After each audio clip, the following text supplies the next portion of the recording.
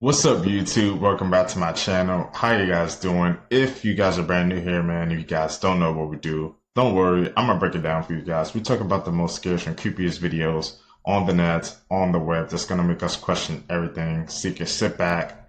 Let's do what we do best, Seekers. Say it with me, y'all. Y'all know what we do. Let's seek the truth. We got some crazy things happening in the world right now. A team of robots were live streamed recently showing what would normally be an 8-hour human shift going days on end without stopping. A new study is saying that Americans over 50 largely view the economy as fairly good, while most Americans between 18 and 49 say the economy is fairly bad or very bad. A rock on Mars got stuck on Curiosity rover's drill and it took 5 whole days to shake it off. A real weapon that was disguised as a Nerf gun was seized by the police in North Carolina. A bride and groom let their families at the wedding battle it out to decide whose last name they were going to take. They straight up played tug of war and a couple other games. The groom's side did end up winning. A power outage at the Six Flags in Texas caused the riders of the roller coaster to walk down the tracks. Unfortunately, no one was hurt, but no thank you. Yep. Security experts are warning that AI can now steal fingerprints from regular high-resolution selfies. A college in Arizona used AI to announce the names of their graduates this year, and they skipped hundreds of students. Don't rely on it. My name is Adorian. Make sure to follow me to stay in the loop. This is actually the reason why aliens haven't come to Earth yet. Oh, this is going to mess you up. This shows all the conspiracy theories in the world from the most well-known to the darkest of the dark. We're going from the top to the bottom. Obviously, one of the biggest questions out there is, do aliens exist? Kind of 50-50, whether you believe it or you don't, let me know in the comments. But for the purpose of this video, let's just say they do exist out in the universe. Well, then that poses the question, why haven't they come to Earth? Now, we all know that when we get older, we age over time. Inevitably, it gives us diseases and we die. But what if this isn't meant to happen? What if Earth, our planet, is actually a quarantined planet? It's actually inhabitable because it just kills everybody. And aging is actually the disease that kills us, caused from air or whatever it could be. And the alien lives on other planets are so civilized and advanced, they know this, and they're kind of just looking at Earth like, mate, this place is outdated. If it's a quarantine planet, why would you want to go there? So what if somewhere else you could live for a lot longer or live forever? But we can't just because of the planet we live on. That's crazy. Interesting. That's an interesting theory before. I never heard of that. I never heard that one, man, regarding the aliens. That this planet, imagine, man, we're on the Earth is the only planet where you legit age. And if you go on different planets, man, that's not even a concept to them, bro. Like aging is like, what is that? Didn't think about that before. Vision. Tell I division. Tell lies through vision. Be careful what you listen to and what you see, because you just may become it. Many people like to talk about AI and CGI, but what you don't understand is they've been using special effects for a very, very long time. Years. And what you see on that television is never the whole picture. In 2020, it was all about that virus. In 2021, it was about the vaccine. In 2022, it was about Ukraine. I don't know what 2023 was about. I must have missed that one. But guaranteed, 2024, Project Bluebeam, we're going to hear about aliens. 2025, I don't even know what that one's about. So be careful what you watch and what you listen to. Because remember, it's only tell, lie, vision. Oh my days. What you're saying is facts, bro. The media, what you consume, I think, man, like it affects your worldview. Before I even hopped onto this, this wave of watching clips with you guys, man, I didn't think, aliens and stuff existed. I'm like, that's conspiracy theories. But now watching these clips, it actually expanded my horizons to make me question things, man. So, like you said, man, they've been doing that for years through the media. That is crazy. Babe, please come outside. If you see this in your house, don't kill it. It's extremely unlikely that you would ever see one of these in your house, but just in case you do, don't kill it. These actually make great pets. What? This is a video that I covered about 3 years ago, but it's been recently going viral on Reddit again. It shows this very strange looking creature, quite intimidating to be honest, trying to grab this person's hand that's recording, but this person is not in any danger at all. Now I know most people's inclination, if they were to see something like this, would be to smash it, step on it, get it outside, get it away from themselves, but these are not harmful at all. What we're looking at here is a tailless whip scorpion. These are typically going to be found in tropical and subtropical environments. Many people actually own them as pets because, number one, they're not venomous, they actually only hunt through mechanical force, and they really aren't aggressive. Plus, you can feed them pests from your house. Also, for those curious, these arms right here are known as pedipalps, and they're used for hunting, courtship, and defense. Again, these creatures are essentially harmless. I know I make a lot of videos, it's kind of a meme about me talking about these creepy looking creatures, but seriously, you don't need to kill them. If I walk into somebody's house and they keeping that as a pet, I'm just checking up the deuces. I'm out, bro. The hell?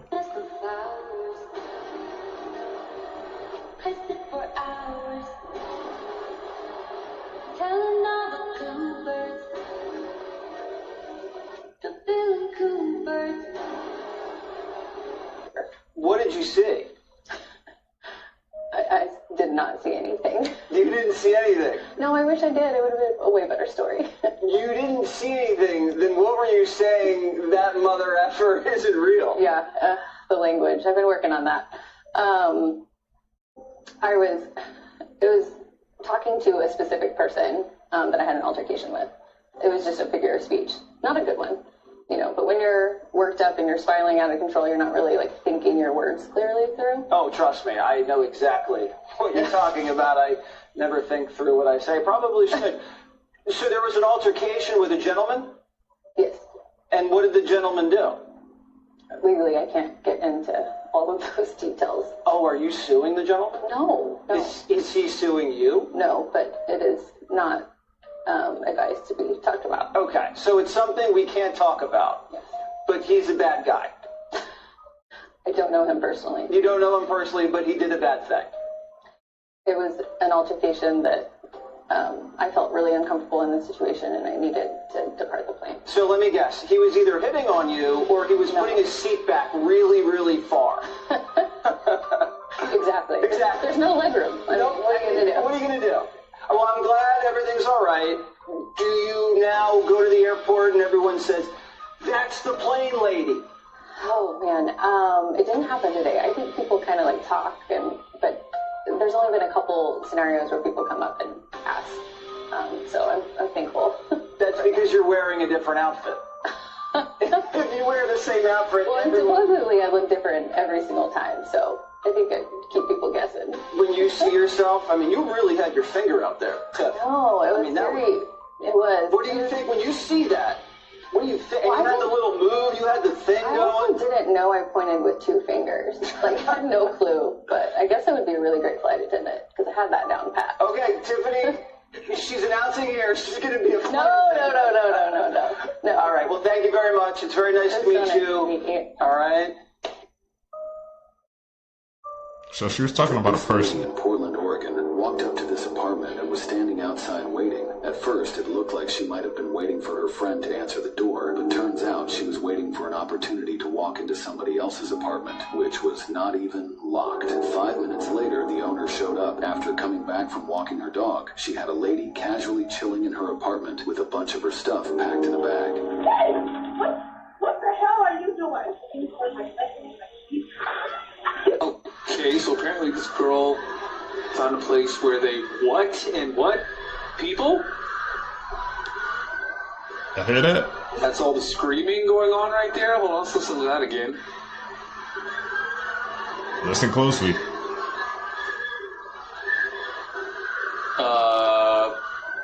If I was her, I would definitely not be anywhere near that fence. Holy hell. Is that real? What do you think? Expect to make What do you think? two kinds of chips. One will be optimized for edge and inference,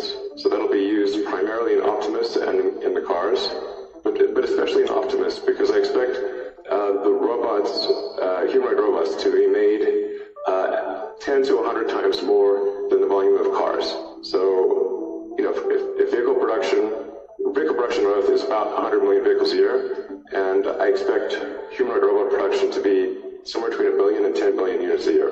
So it's a lot. Tesla's going to make a very significant percentage of those, is our goal. So broadly, you can stay in this room for an entire year, you would win $1 billion. Whoa. The room is padded, and it's almost completely silent. Now, at first, this might seem peaceful, but then you would start hearing your own heartbeat. Soon, another strange sound starts creeping in. It's your eyes blinking. With nothing else to focus on, you could quickly lose track of time, making minutes feel like hours. Your brain could become so desperate for stimulation that you might see and hear things that aren't really there. Over time, your mind could start breaking down. So even if you won the $1 billion, you probably wouldn't be able to enjoy it, and you might just end up back in another padded cell. Seekers, are you guys doing that challenge, man? The silent room for $1 billion, bro. I couldn't do it, man. No amount of money in the world, man, can make me do that challenge, bro. Just gonna slowly just lose your mind, man. It ain't worth it, bro.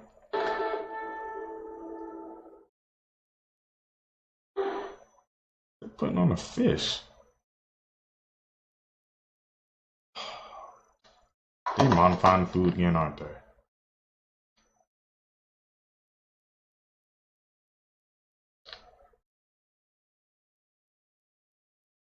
Is that peroxide?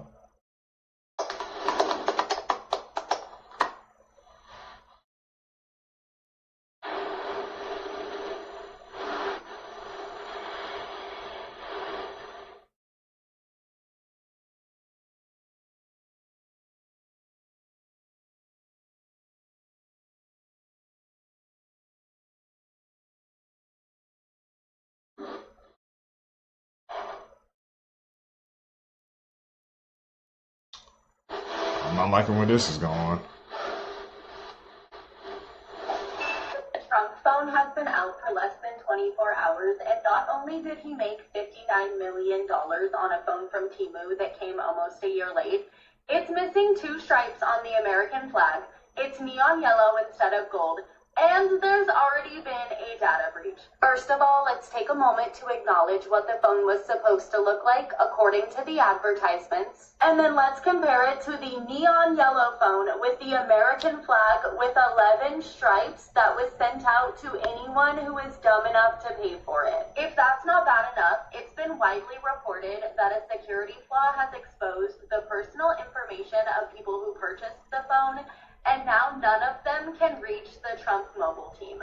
I'd just like to take a moment to recognize and appreciate the fact that MAGA was scammed out of $59 million on this 3D printed Trump phone, and honestly, I love that for them so much.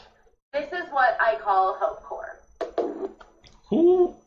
When that Trump phone ad came out, I ain't gonna lie, I thought that was fake, bro. The only news I kept hearing about the Trump phone was Most Critical kept trying to get one. That's the only thing I knew about this Trump phone. And how it kept getting delayed. I never thought that ever happened, but I wonder if he got his yet, bro. That is crazy, bro. Man, who got the Trump phone, bro? How good is it, man? What is going on in France? This is them happy.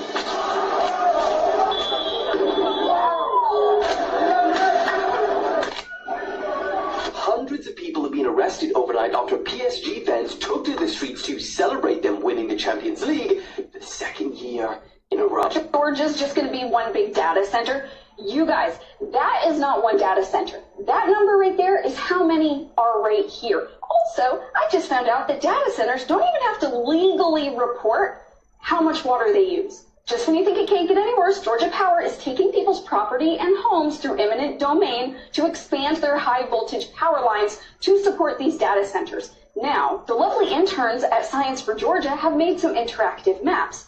The black spots are current data centers. The orange ones are ones that are coming. Look at the numbers just in this area. So these are the current operational estimates for water usage in Georgia. Now, why is this an estimate? Oh yeah, that's right, because they don't legally have to report how much water they're using. However, Senator Durbin out of Illinois has has proposed this Water and Energy Transparency Act. The data centers would need to report their energy and water use, and this was just introduced in March. But then I was like, aren't they paying for water by the gallon? They are, and in fact, usually at a much lower rate than you and I. They negotiate rates. Google, for example, paid $6.08 per 1,000 gallons, whereas the locals were paying $10.80 for 1,000 gallons. But just because they're paying for it doesn't mean they have to report it. Now, Project Sail, the 829-acre data center that is coming to Coweta County, Georgia Power is set to demolish 2230 homes because they need to expand the power lines. And they are doing this through eminent domain, which is the government's right to take your property if they need it for public use. And in this case, Georgia Power is a public use company. You know, they have to give these people fair market value for their homes and properties. From what I've heard, Georgia Power is not trying to do that. Watch this. Of course. Megan Fox drinking blood. Let's just roll the clip of her talking about drinking blood. I guess drink each other's blood might mislead people, or like people are imagining us with like goblets and we're like Game of Thrones drinking each other's blood. It's just a few drops, but yes, we do consume each other's blood on occasion for ritual purposes only. It is used for a reason, and it is controlled where it's like, let's shed a few drops of blood and each drink it.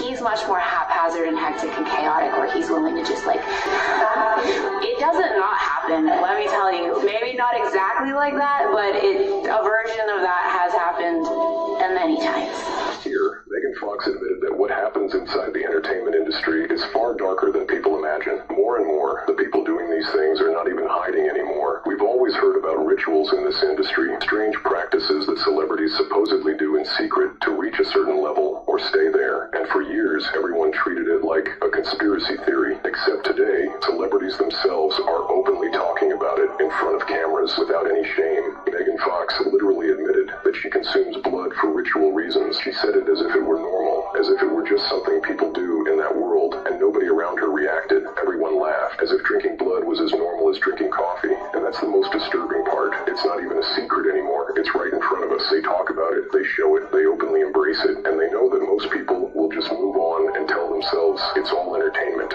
But when a public figure tells you that she practices rituals involving blood, it's not just for entertainment. It almost sounds like a confession. And if she dares to say that publicly, imagine what they do when the cameras are off. The day people realize that what we are shown is only the surface, everything will change. But for now, they keep going because nobody stops them. People need to think more, man.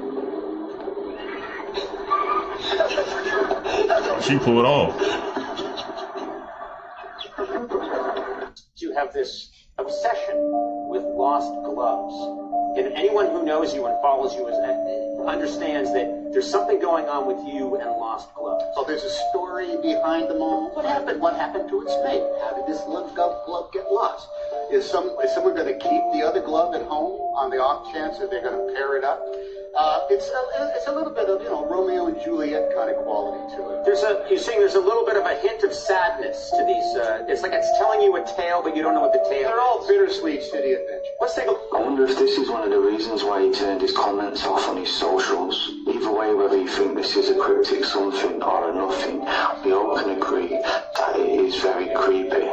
And given the track record of all of these people, it wouldn't be wrong to speculate that there is something much more sinister going on. For me, this guy's always been a big red flag. Things he does, the comments he makes, my intuition tells me something very dark. So let's discuss it in the comments. What do you guys think, man? Tom Hanks likes lost gloves. I never knew that until I watched this clip. I need you guys to speculate down below, man. Why does he like lost gloves, bro? He says it tells a story. I don't know, man. That's a head turner.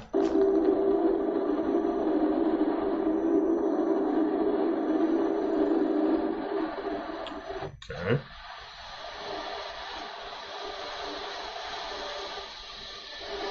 What the hell? Oh, is that the smart? Water's a portal.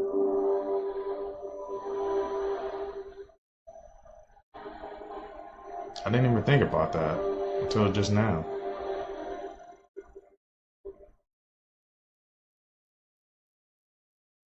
Imagine, man, down in the ocean, bro. It's like a time vortex. Maybe that's where shift goes lost at the Bermuda Triangle, man. Remember this guy, the admiral who went on Fox News, and the whole world was convinced this guy was wearing a mask. I mean, just look at it. You could literally stick your finger through that gap. But Fox News didn't say anything. This guy didn't say anything. But someone finally had him on his show, and they asked him, can you just pull your face a little bit for us? What was going on in that interview? And just listen to what he says. Admiral, I wanted to bring up this before we even talk about Iran. Everybody, I mean, you broke the internet known as Mask Man. Can you pull on your face or something for me, sir? What was going on there? Grant, it's just a distraction from the important subject we want to talk about Iran. And at a time like now, we need to be focused on that problem with the president. He's got challenge on his Admiral, hold on a second. You realize if you answer like that, this is going to send the internet into the stratosphere if you don't tell me what was going on. And you know I love you, and I know you're an American hero, and I don't think you were wearing a mask.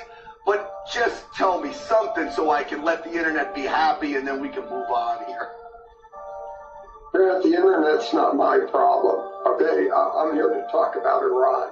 The internet's going to do what the internet wants to do, and I'll let it be at that. But let's not lose track of what's important here, where we are with Iran. Hold on, real quick. Can you just give me a tug and then I'll move on? Just Grant, one little tug. No, you're not going to get anything out of me. I'm not going to justify any of that. Just so everyone out there knows, I tried with unlike Fox News, they didn't ask you about it, which was crazy. I think there's like 60 million, 80 million views on this thing. But I'll let you off the hook, Admiral, because you are an American hero. You really are, sir. And I'm having a little fun with you, and I apologize if I put you in a bad spot, but it's kind of hard. He didn't do it, though. He didn't pull his skin, man. Just pull it, bro. It's not that hard. I don't know why he ain't do it. Does that confirm the mask theory, man? You're just gonna send the internet into another frenzy. To deny that eating meat is pretty amazing, but it's about to get even better. Stakeholder Foods is currently working on developing 3D printed fish, and they plan to release it in the near future. The craziest thing is, this is actual whole-cut meat printed from real animal cells. And on top of that, producing meat this way consumes way less water and energy. It drastically reduces greenhouse gas emission and adds tons of stability to the food supply in a local and safe way. Check out Stakeholder Foods to learn more. New crop circle has just appeared. Footage was shot by Drone Life UK. He's an absolute amazing drone photographer, videographer, right? He captures the best stuff, mate. So go over to his channel, check him out, right? This was seen and has appeared in White Sheep Downs, Wiltshire, UK. This happened just yesterday, I'm pretty sure, right? So the symbology in this is pretty damn massive, regardless of what it is, if it's aliens or humans. The message behind this is pretty powerful in my opinion. I've kind of broke down some of the symbology which could be present in this crop circle itself. Starting with the central piece, okay, so we have the central circle connected to the outer one, suggesting one source but many expressions, right? Everything's connected through the core energy of consciousness, and to me this does kind of scream consciousness related, even down to the molecular level, right? We have the curved points between these orbs on the outside here. To me that seems to be like some sort of energy pathway, information exchange, how things kind of flow to and from the great center itself, the source. As we zoom out, this could be to do with the four directions, okay? Fire, earth, water, and wind, the air element, that could well be. Even the four directions, if you will, north, east, south, west, which is pretty damn prominent in shamanism, along with elemental work. 12 orbs with the one in the center, which is 13, which is a very powerful number in many ancient traditions, okay? We've got 13 moons in a lunar year, the feminine and divine feminine energy, and if you're all spiritual or religious or some sort, you know that the divine feminine is very powerful right now. Change and a very nurturing time. Jesus and the 12 disciples, if you will, you know, if you want to get a bit religious with it, okay, quite biblical, and quite prominent with the way things are going at the moment. And then in sacred geometry and mysticism, 13 often represents unity through multiplicity. One source expressing through 12 aspects, zodiac signs, dimensions, tribes, and so forth. So it's a bit of everyone and everything involved. And I'm going to go visit this on Saturday and do a night sky watch, do a camp out, and do a big research on this as well. So a video will be coming very soon. Stay tuned. I can't wait to see it. I mean, hopefully by the time we get there, it's not trampled to high heaven, but who knows? Maybe we'll be lucky. Definitely Off the check that coast out. of Seattle, Washington, a night ferry carrying passengers had to make an emergency stop after witnessing strange lights out on the water. They're using their spotlights to try to determine what these lights are. Looks like these lights are possibly coming from underwater, and you see them with two spotlights, and you see the darkness of the bay. This area is not known for any type of night diving, nor were they informed of any type of work being done under the water. And this region are very familiar with strange activity, considering their proximity to the infamous Mount Rainier, where everything is known from having a UFO base possibly inside of it to many sightings of Bigfoot, aka Sasquatch. Now pay attention to what they're actually looking at. This looks like debris, something bobbing in and out of the water. And if you keep watching, you're going to see the explanation given of what this thing is. Now, I'm not sure I'm buying this. This seems like it's a Christmas tree on a floating dock that maybe unattached from somebody's property. Now, the lights that we seen from a distance were clearly coming from underwater, and I'm not sure if it was another Christmas tree floating under the water, if the lights would even be working and that bright and that visible. I don't know. What do you think? Could this have been something more than just a Christmas tree? Leave your thoughts in the comments. Unanswered Universe.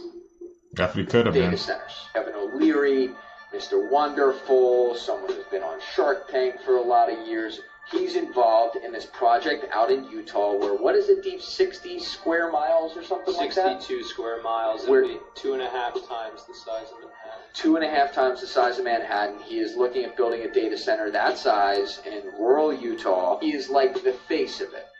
There's a lot of investors behind it. There's debt financing. The governor of the state has signed off on it. And my understanding is that they're building this with the idea that it is a pure investment opportunity, because there's going to be a massive demand for these data centers. The problem is, you are building this in the middle of massive communities. You are building centers that in some cases might only end up employing like 40 people from the community to work there.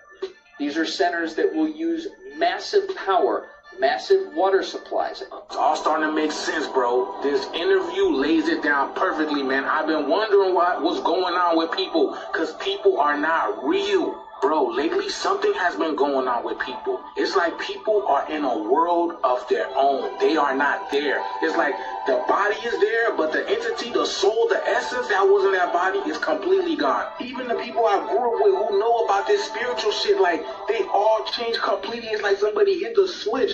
What is going on with people? But this guy right over here, he lays it down and let us know what's really happening, that there's only a few real people in this so-called simulation. Everybody else are literally NPCs. At the very extreme, they believe that there's actually only 6,000 humans in this world. Everyone else is animal. This 6,000 come from the splintering of the world soul coming here on. And what's important is to bring these 6,000 people back into Jerusalem to redeem them and repair the world. Everyone else is not yours. Okay. All right. Well, sorry. Anything else? So according to the studies, there's only about 600,000 real people here who are original, who are indigenous.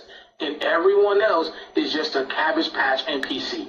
And y'all can't tell me that that doesn't make sense, because why is everyone acting soulless right now, bro? Have y'all been to the grocery stores, to your gas station, to the mechanic shop, to the coffee shop? Have y'all been to your local store? Have y'all been around? Now, I know the world is not the best place that it can be right now, but there is something missing in human beings. I know y'all noticed it. Let me know down in the comments below, man. I told y'all the shit is here. We're in the midst of it. Let's continue to get it. Peace out. I believe they think they know how to make a copy of the body, but not the soul. The soul remains one, shared by two.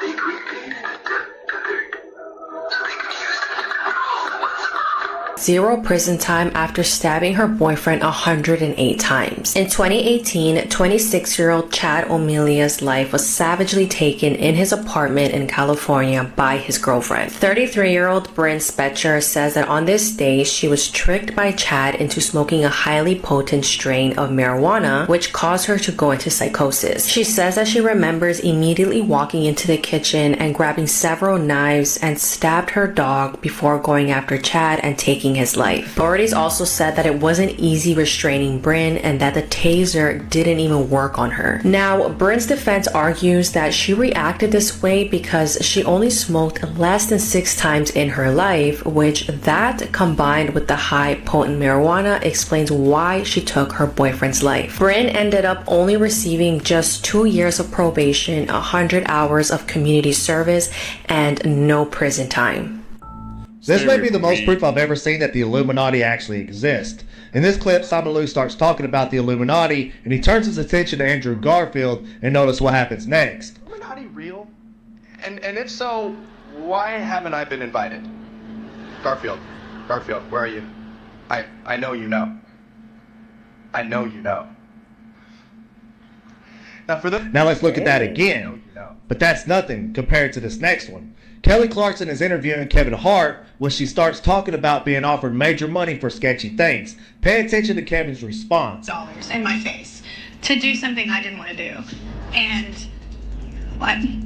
Just, you've been up, yeah. Oh, they're in the room. It's almost like these actors know they shouldn't be talking about these things. Let me know what you think in the comments below, and follow for more creepy, dark, and interesting content. Seekers, man. That was some evidence, man, that we can't ignore. I know the first one kind of like played it off, Simu and Andrew Garfield kind of played it off as like a joke or something like that. I don't know if they was at an award show or something, but the second one, I was like this, like it could tell, man. If you don't think there's some powerful people that influence, man, that has some money behind the scenes, I don't know what to tell you, man. That's just, at least I think that's what's happening. A 16-year-old was shot by a homeowner after ringing the wrong doorbell. Ralph Jarl was picking up his twin brothers when he mistakenly went to the wrong house. His aunt explained how the teen was shot in the head twice before searching for help. He ran to 3 houses before one of the neighbors said, "Put your hands up and lay on the ground." The teen is known as a musical genius and is one of the top bass clarinet players in Missouri. Ralph is currently in hospital where he is now recovering from his injuries. The police released the alleged gunman from custody pending further investigation. The release did not sit well with the public, with civil rights attorney tweeting Ralph is fighting for his life. This man must be arrested. Hundreds of protesters have since turned up outside the alleged gunman's home on Sunday afternoon, demanding immediate justice. Police obtained the firearm that was used, but have explained their delay in bringing charges against the homeowner because they are waiting for the teen to make his own statement. That's crazy, man. Stuff like that still happens in this world. Believe it or not, this is a well-documented, true story. In 1947, an American ship picked up a horrifying distress signal coming from an unidentified vessel. The first transmission was all officers, including the captain, are dead. The next transmission was the whole crew is dead. The last transmission was I die, and then silence. The Americans trace the signal back to a ship that's drifting off in the middle of the Indian Ocean. They quickly assemble a rescue team who boards the ship. They find the entire crew has perished in the exact same position. They are on their backs with their hands up as if fighting with some unseen force, and they look like this. There was no physical damage to the bodies or to the ship itself. However, even though it was 100 degrees outside, it was 40 degrees on the ship, and the bodies were rapidly decomposing. As soon as they tie up the ship to tow it in, it explodes, and then it sinks. To this day, no one knows what happened inside of that ship. Some say it was a chemical leak, others aren't so sure. What went down on that ship, man? Why was the temperatures like that? Rapidly decomposing. That sounds like a curse to me. Oh, he running, he booking it. Blood-curdling facts that'll give you nightmares. Many doctors have said that the most common last words that they hear are, "I don't feel so good." Most of the laughing sound effects that you hear on TV shows were recorded in the 1950s, meaning that most of those people that you hear laughing are probably dead. During the French Revolution, it was said that the guillotine had to be used multiple times to get the job done. The reason why planes shut their lights off right before they land is so that the passengers' eyes can adjust to the dark just in case there's a crash. This is so that if the power goes off during the crash landing, they can better find an escape route. Okay, never knew that. Because everyone's talking about the possible serial killer in Grand Junction, Colorado, let me tell you about one of their most infamous murder cases. The Blaggs were a picture-perfect family of born-again Christians until November 13th, 2001, when Michael came home to a pool of blood. His wife Jennifer and 6-year-old daughter Abby missing. The back door was left open, Jennifer's purse was spilled out on the floor, and her jewelry was missing. But when authorities looked at the crime scene, something was off. If a stranger had broken into their home, why would they leave items of value behind, like guns and cash? And why would they move the bodies in Jennifer's van and return it to the family's garage? In May the following year, investigators start digging through the Mesa County landfill, and after removing 3,000 tons of trash, they find the mummified remains of Jennifer Blagg, wrapped in a tent and surrounded by trash from her husband's workplace. Michael was convicted for only his wife's murder in 2004, but 13 years later he got a second shot at freedom. It turns out a juror lied on her questionnaire about being a victim of DV. In 2018 he got the same result, life in prison without the possibility of parole. And despite being convicted twice, he refuses to reveal the location of his 6-year-old daughter Abby. It's believed her remains are still deep in the Mesa County landfill. I'm gonna show you how to avoid making the same mistake that almost turned this man into a memorial. It's showing up. If your family was deleted by tigers and you want to see the species suffer, then yeah, you should definitely go to these places. For your business model to be touching a tiger, that means you gotta people-proof a whole predator, which they usually do by declawing, which is like cutting our fingers knuckle down. Defanging? Yeah, it's what you think. And they're constantly put on a flight higher than Snoop Dogg. Oh, but it gets worse. Tigersaurism also involves ripping a tiger cub away from its mother so early that its immune system gets nerfed from not getting enough mama's milk. The tigers are also stressed, like, all the time. They're just too deep in the sunken place to show you. But you peep out Buddy tried an attitude adjustment with that stick. They don't just make him motherless. A lot of these places will beat the tiger for hours with a stick until it breaks him, and they basically see the stick as a figure of authority. It's like the belt times 1,000. Anytime the tiger even looks out of line, he gets the discipline side of the stick. Low-key, they do the same to elephants, but that's another video. But pretty much, remember that trend of folks trying to flex tiger flicks on Tinder? Hopefully that's the closest they got to any cat.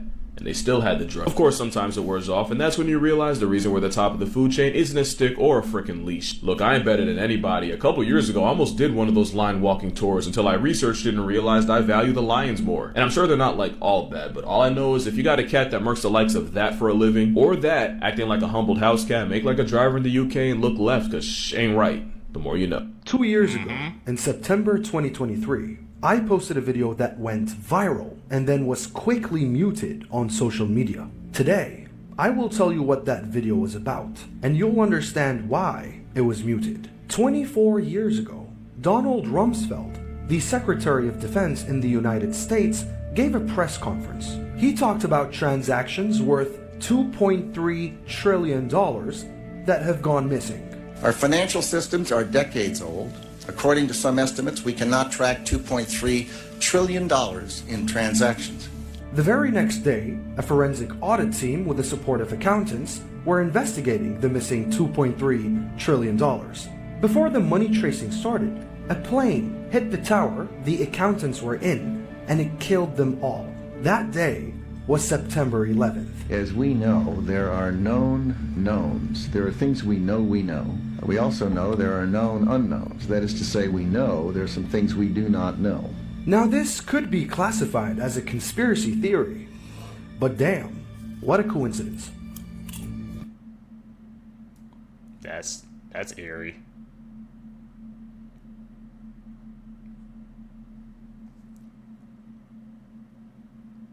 Where is he at?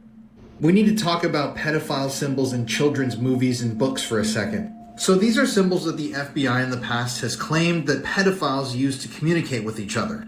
This is a known thing, and there are actually people who belong to these groups who have come out and stated that yes, these groups do align with these symbols. So take a good look, especially up here to the left. So these are some screenshots from the children's film Alina of Avalor. Do you notice any symbols right here on one of the characters? Well, some of the other symbols from that sheet are found on another one of the characters in the film. Then there's the movie The Mighty Ducks, where one of the characters' helmets not only has one of those symbols, it actually has both of them. Same character, same helmet. I mean, that's pretty strange, right? There's also the film The Flight of the Navigator, where you can clearly see this same symbol being used again and again throughout the film. And these same symbols can also be found on diapers, you can see them clearly right there, on CDs that are clearly produced for and marketed towards children, interactive books made for children like these, and they can even be observed as far back as in Pinocchio. So, what do you think? Is this all just one big coincidence? Are these commonly used symbols? Or are these symbols seen in children's films and media for a reason? I don't know, maybe it was an animator that had certain proclivities themselves that wanted to brag to people that would recognize this, that they had gotten away with getting a job working near children. Or maybe it's all just a coincidence. These are some extremely unsettling facts, and I found all of these on Reddit. 3 of the most influential horror movies of all time are Alfred Hitchcock's Psycho, The Silence of the Lambs, and The Texas Chainsaw Massacre. But did you know all of these movies were loosely based off of one man? Real-life serial killer Ed Gein, or Gain, I don't know how to say it. He was known to skin his victims alive, and it's believed that he had several victims, but he only got convicted for 2 of them. But despite only being convicted of 2 murders, when authorities went to his house and checked his farm shed, they found an alarming amount of bodies. Now I think we can all agree that one of the most normal basic fears that a human being can have is death. Enter Cotard syndrome. Cotard syndrome is a syndrome where people truly believe they are dead. They'll be completely functioning, perfectly healthy human beings, but their mind has tricked them into thinking that they are the dead walking among the living. And it could happen to any of you. And finally, Victorian photos have a dark secret. But before I get into that, make sure you guys check out my bio for a sweet surprise. If you see any photos from the olden days, you'll notice that they might be slightly blurry and it'll be rare to see people smiling in them. This is because it took a very long time for photos to be taken back in that day, so people didn't want to be smiling for 10 minutes straight. And the blurriness was because people would move from time to time while the picture was being taken. If you look at any of these old photos and you notice someone in the photo looks extremely clear, chances are they are dead. It was a very common practice in the olden days to take photos with dead people to have one last photo with them taken. So they would post up the corpse along with them and have a photo be taken. But obviously their bodies wouldn't move, so this would cause them to appear much clearer in these photos. Absolutely sickening. And look, I know that one was kind of rough, and typically all my videos are rough, but that's why. That's crazy. Once you hear why he did this, it will change the way you look at strangers. In 2018, a woman was out for a walk in the blistering cold when she saw a teen girl coming towards her wearing just pajamas and oversized shoes. Turns out it was 13-year-old missing person Jamie Close, and boy did she have a terrifying story to tell. 87 days earlier, a man had broken into her home in the middle of the night, killed her parents, and then taken her prisoner. He brought her 70 miles away to his house, where she was kept under a bed and largely forgotten about. She was just there for no apparent reason. When her captor left one night, she managed to escape, and that's when she ran into this woman on the road. Jamie's captor, 21-year-old Jake Patterson, was quickly found, and he immediately confessed. And this is why he did it. On his way to work one day, he stops behind a school bus and he sees a girl get on. He doesn't know anything about her, and he decides, I'm going to kill her family and I'm going to take her. He had no motive, he had no criminal history. This was truly random. His life was taken by police officers for wanting to see the same movie twice. 26-year-old Robert Ethan Saylor was from Frederick County, Maryland. Ethan was described as a fun-spirited young man who adored police officers, loved reggae music, and the show NCIS. On January 12th of 2013, Ethan went to the movie theater with his caregiver to go see the movie Zero Dark 30. Once the movie was over, his caregiver left him in the lobby while she went to go get the car. Ethan went back to the theater to watch the movie again. An employee saw Ethan re-enter the theater and told him that he needed to buy another ticket or leave. Ethan did not understand why she wanted him to leave the theater, nor did he have any money with him. Ethan ignored the employee and used his phone to try and understand the situation better. The staff member then called mall security to try and remove Ethan. 3 off-duty officers were working as mall security that day, and they responded to the movie theater. Once Ethan's caregiver was back at the theater, she told management to tell officers that Ethan had Down syndrome and if she could be with him. They refused, but she asked them not to touch him because he might freak out. But the theater staff and officers ignored the caregiver. Instead, officers approached Ethan while he was in the movie theater along with 20 other people waiting to watch their movie. Officers told Ethan that he needed to leave the theater, but he refused, he started cussing, and he threw a temper tantrum. Those 3 officers forcibly removed Ethan from his seat and tried to put him into handcuffs. There was a struggle, and officers threw Ethan to the ground on his stomach. One officer placed his knee on Ethan's back and fell forcibly on top of him. Ethan was crying and screaming, saying, "Mommy, it hurts," and then the room fell silent. The officers had handled Ethan so violently that they crushed his larynx, which is a part of the throat. Ethan was transported to the hospital where he was pronounced dead. An autopsy revealed that Ethan had suffered from bruising and abrasions to his face and body and a fracture in his throat cartilage. A forensic pathologist stated that this only occurs with force and included in cases of manual strangulation. The grand jury failed to indict the 3 officers in any wrongdoing. They returned to work as normal and returned to their life as normal. Meanwhile, Ethan's family were grieving the loss of him, but they ended up filing a lawsuit against those 3 officers, and they were given a $1.9 million settlement. I don't think Amy Bradley fell overboard, and Insane. here's why. And I know there are a ton of theories out there, but this is just my opinion. Now, please correct me if I'm wrong, but I'm pretty sure the new Netflix documentary left out one very important detail that they once mentioned on Unsolved Mysteries. So really quick side note, if Unsolved Mysteries had a #1 fan, I would definitely be it. I have no word of a lie, been watching this show since I've been 11 years old. Now back to Amy. Her story first aired on Unsolved Mysteries on January 1st, 1998. I'm not even joking when I say that I've probably watched each episode of Unsolved Mysteries about 1,000 times. So when I say that this fact sticks in my head, I mean it. So apparently bright and early the next morning, the bass player went up to Brad, which is Amy's brother, and told him, "Hey Brad, I'm really sorry to hear about your sister." And what's really odd about that, and that's why it never left my mind, is because nobody knew that Amy was even missing except for security and her own family. For reference, here's the clip. That morning, only the Bradley family and the ship's security knew Amy was missing. But according to Amy's brother, so did the bass player. Hey Brad, I'm sorry to hear about your sister. I feel badly, I know you. That's a really odd thing to say that early in the stages of this thing, you know. Nobody knew except for us, or my family and I, and security, that something may be wrong. To this day, I still get chills when I watch that clip, and the fact that they included his daughter in the new Netflix documentary and even she is suspicious of him makes me feel like either he did something or he didn't do something, but he definitely knows something. Let me know your own thoughts in the comments. And also, was that fact mentioned in the new Netflix documentary? Because I watched it a couple times and I don't know if I just keep missing it. I didn't think it was included. I'm gonna leave you with one more thing. I used to go on a lot of cruises as a child. I was very blessed, and a lot of them were Royal Caribbean, and I am just flabbergasted at the way that they handled this case, because being on those cruises, if there was an emergency, I clearly remember that they would always make a page no matter how early it was. Just don't get what went on in this case, and I feel really sorry for the family. I've never been on a cruise before, but like I said, the fact that the family knew, and they said the police or security only knew, so how did he know?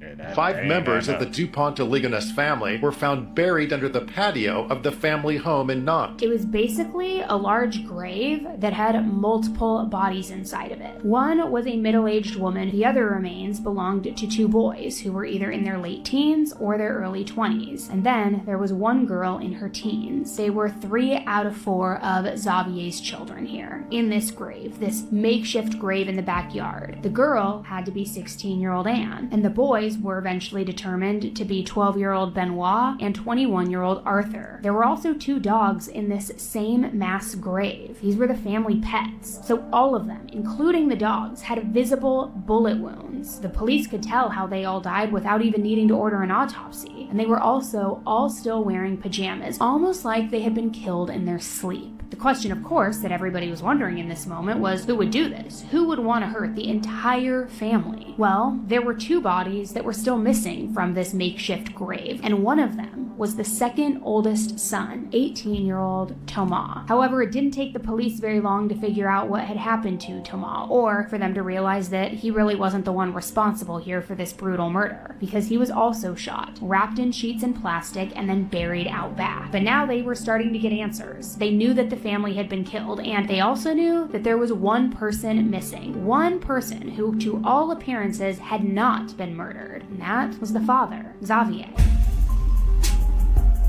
Father did it? This case is one that I cannot stop thinking about. The unsolved murder of Brittany Stykes. On August 28, 2013, 22-year-old Brittany Stykes and her 14-month-old daughter were found in Brown County, Ohio.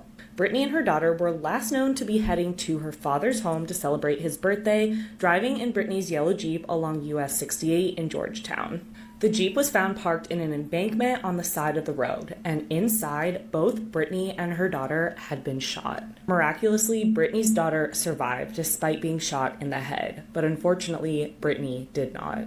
Brittany was also pregnant at the time of her murder, so this is classified as a double homicide. 2 bullets hit Brittany and several struck the driver's side door of the vehicle, but there was no gunshot residue found, meaning she had not been shot at close range. One initial potential suspect was Brittany's husband, Shane. Shane said he was working out at a gym 15 minutes away when his wife and daughter were shot, and he has maintained his innocence, and he has actually never been officially named a suspect. And in fact, he was questioned and his hands were tested and found no sign of gunpowder residue.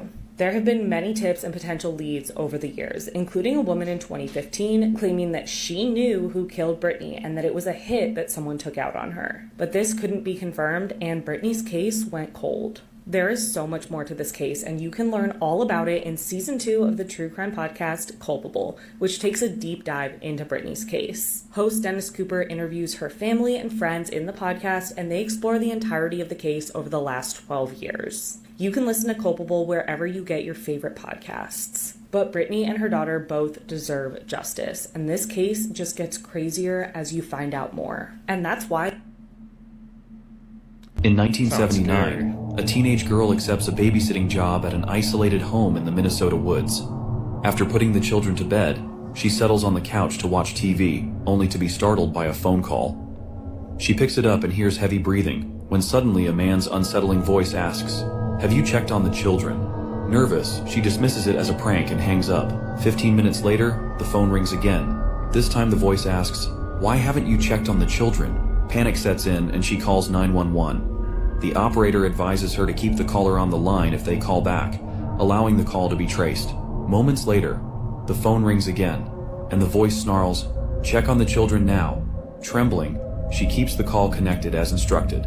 Once more the phone rings. The operator's voice crackles through, urgent and frantic. "Get out of the house. The calls are coming from upstairs." Terrified but worried about the children, she hesitates before fleeing outside. She bolted out of the house, her heart pounding in her chest. There, a tall man stepped out of the shadows, his presence looming as he stared her down with a chilling intensity, and he asked in a cold, menacing voice, "Why didn't you check on the children?" Others have been found passed away here in eastern Kentucky in Airbnb and a hotel room, both rented out by this guy. On June 27th, Rochelle Dawson went missing after going for a walk around 3:30 p.m. They live in like a really rural area, like they lived on a one-lane road out in the woods. Stepson couldn't find her, so her boyfriend Caleb texted her and said that he was going to Walmart. She didn't text back, which was really weird because she always texts back or returns calls. Caleb is actually my boyfriend's friend. This is all happening here in my hometown and in like the surrounding counties. He couldn't get a hold of her. He contacted police and her sister. Police were able to track her location to the Red Roof Inn in Winchester through the Find My Phone app that a family member had provided. During the police investigation, they had found out that 44-year-old Brian P. Epperson was the one who rented the hotel room at the Red Roof Inn in Winchester. He was also connected to another woman, 32-year-old Kristen Morris, who was found on May 31st, an Airbnb that Epperson had rented on Patsy Mountain. It's technically in Stanton, but pretty much in my hometown. He was arrested pretty quickly after they found Rochelle. He was only charged with possession. Both of these mothers passed away from ingesting too many controlled substances. I have to be careful with what I say on here or this video will get taken down. Go look up the news articles. All you gotta do is search Brian Epperson or Rochelle Dawson or Kristen Morris and any of this will pop up. You'll be able to read all the details there. But Rochelle wasn't a drinker. She didn't smoke. She had never done any controlled substances before. That was very out of character for her. I don't know about the other girl, but I'm assuming the same can be said for her. She's now been charged with connection to the Kristen Morris case. Winchester PD did put out a statement saying that he was the prime suspect in Rochelle Dawson's investigation. Hopefully charges will be brought forth on him for that soon too. More people need to be talking about this. I mean, this is so close to home. This could have happened to any of us. It could have been me, it could have been you. Please share this video to spread awareness, make your own video, whatever it takes. You can also find a lot more details that's not listed on any of the news channels on her boyfriend's Facebook page, which is right here. Also bad for him and his son. I cannot even imagine what they're going through. His son had just lost his mother recently, and now he's lost his stepmother too. She also raised and took care of her niece like she was her own daughter. Kristen Morris was a mother too. It's just so sad. Hopefully he has to spend the rest of his life in jail. Just a sad case all around, man.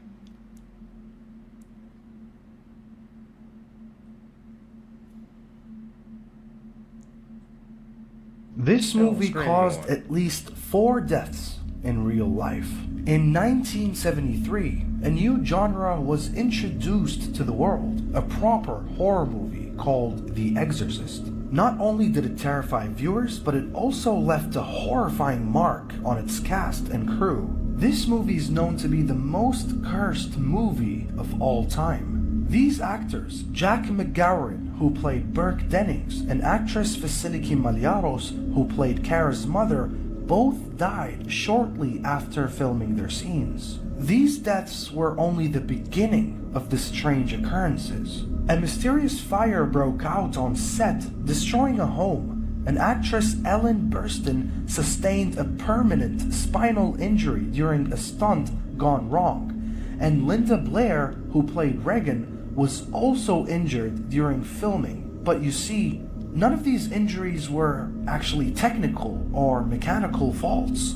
Ellen was violently pulled by a harness until she broke her back, and no one knows what pulled her. And what's even more unsettling is the set's night security guard and another person who's the special effects expert both died during production. But not only that, this curse seemed to follow the film into theaters, where people reported a mysterious fire destroying a movie theater that was about to premiere The Exorcist movie in December of 1973. The movie theater burst in flames the night it was supposed to premiere the movie. These real-life horrors surrounding The Exorcist movie have cemented its legacy as one of the most cursed films in Hollywood history, leaving many to wonder if the demons depicted on screen might have been more than just fiction. Because they're not. It's real life. These are real demons that we're talking about. There were also multiple delays during filming because while the movie was being filmed, a lot of crew members reported relatives dying. People from the crew had people from their families also die during production. The following months after the premiere, January 1974, February 1974, multiple viewers reported bad things happening in their homes after watching this movie for the first time. When you piss jinns off, things like this can happen. And there's one thing they really don't like. Don't tell their stories.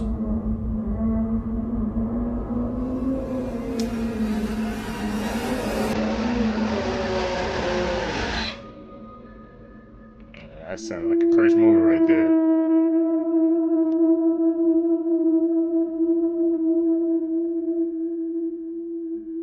Why is she looking at us like that?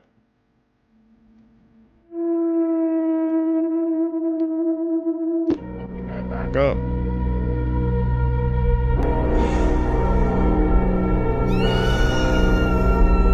Drip tray taken in Louisiana. It's covered with slimy filth. I couldn't believe my eyes. I was like, I've never seen something this disgusting. This guy used to work at the McDonald's, but says he got canned after posting the photos online. I asked my manager, I said, when's the last time y'all cleaned this? And she said, hurry up and bring it to the back before a customer sees it. Well, we wanted to know just how sanitary is your soft serve ice cream and yogurt, so we did some testing. We took samples from 40 places in the Seattle area, from fast food chains to independent shops, and then had them tested for bacteria. 9 out of 40 samples had elevated levels of coliform, a critical indicator of an unsanitary condition which by itself does not necessarily cause illness. As a consumer, I would expect that my ice cream to be coliform-free. It would certainly be an indication to the restaurant that they ought to investigate their sanitary procedures. Follow me. Take you to know the latest real-time hot news. That was crazy. What is that?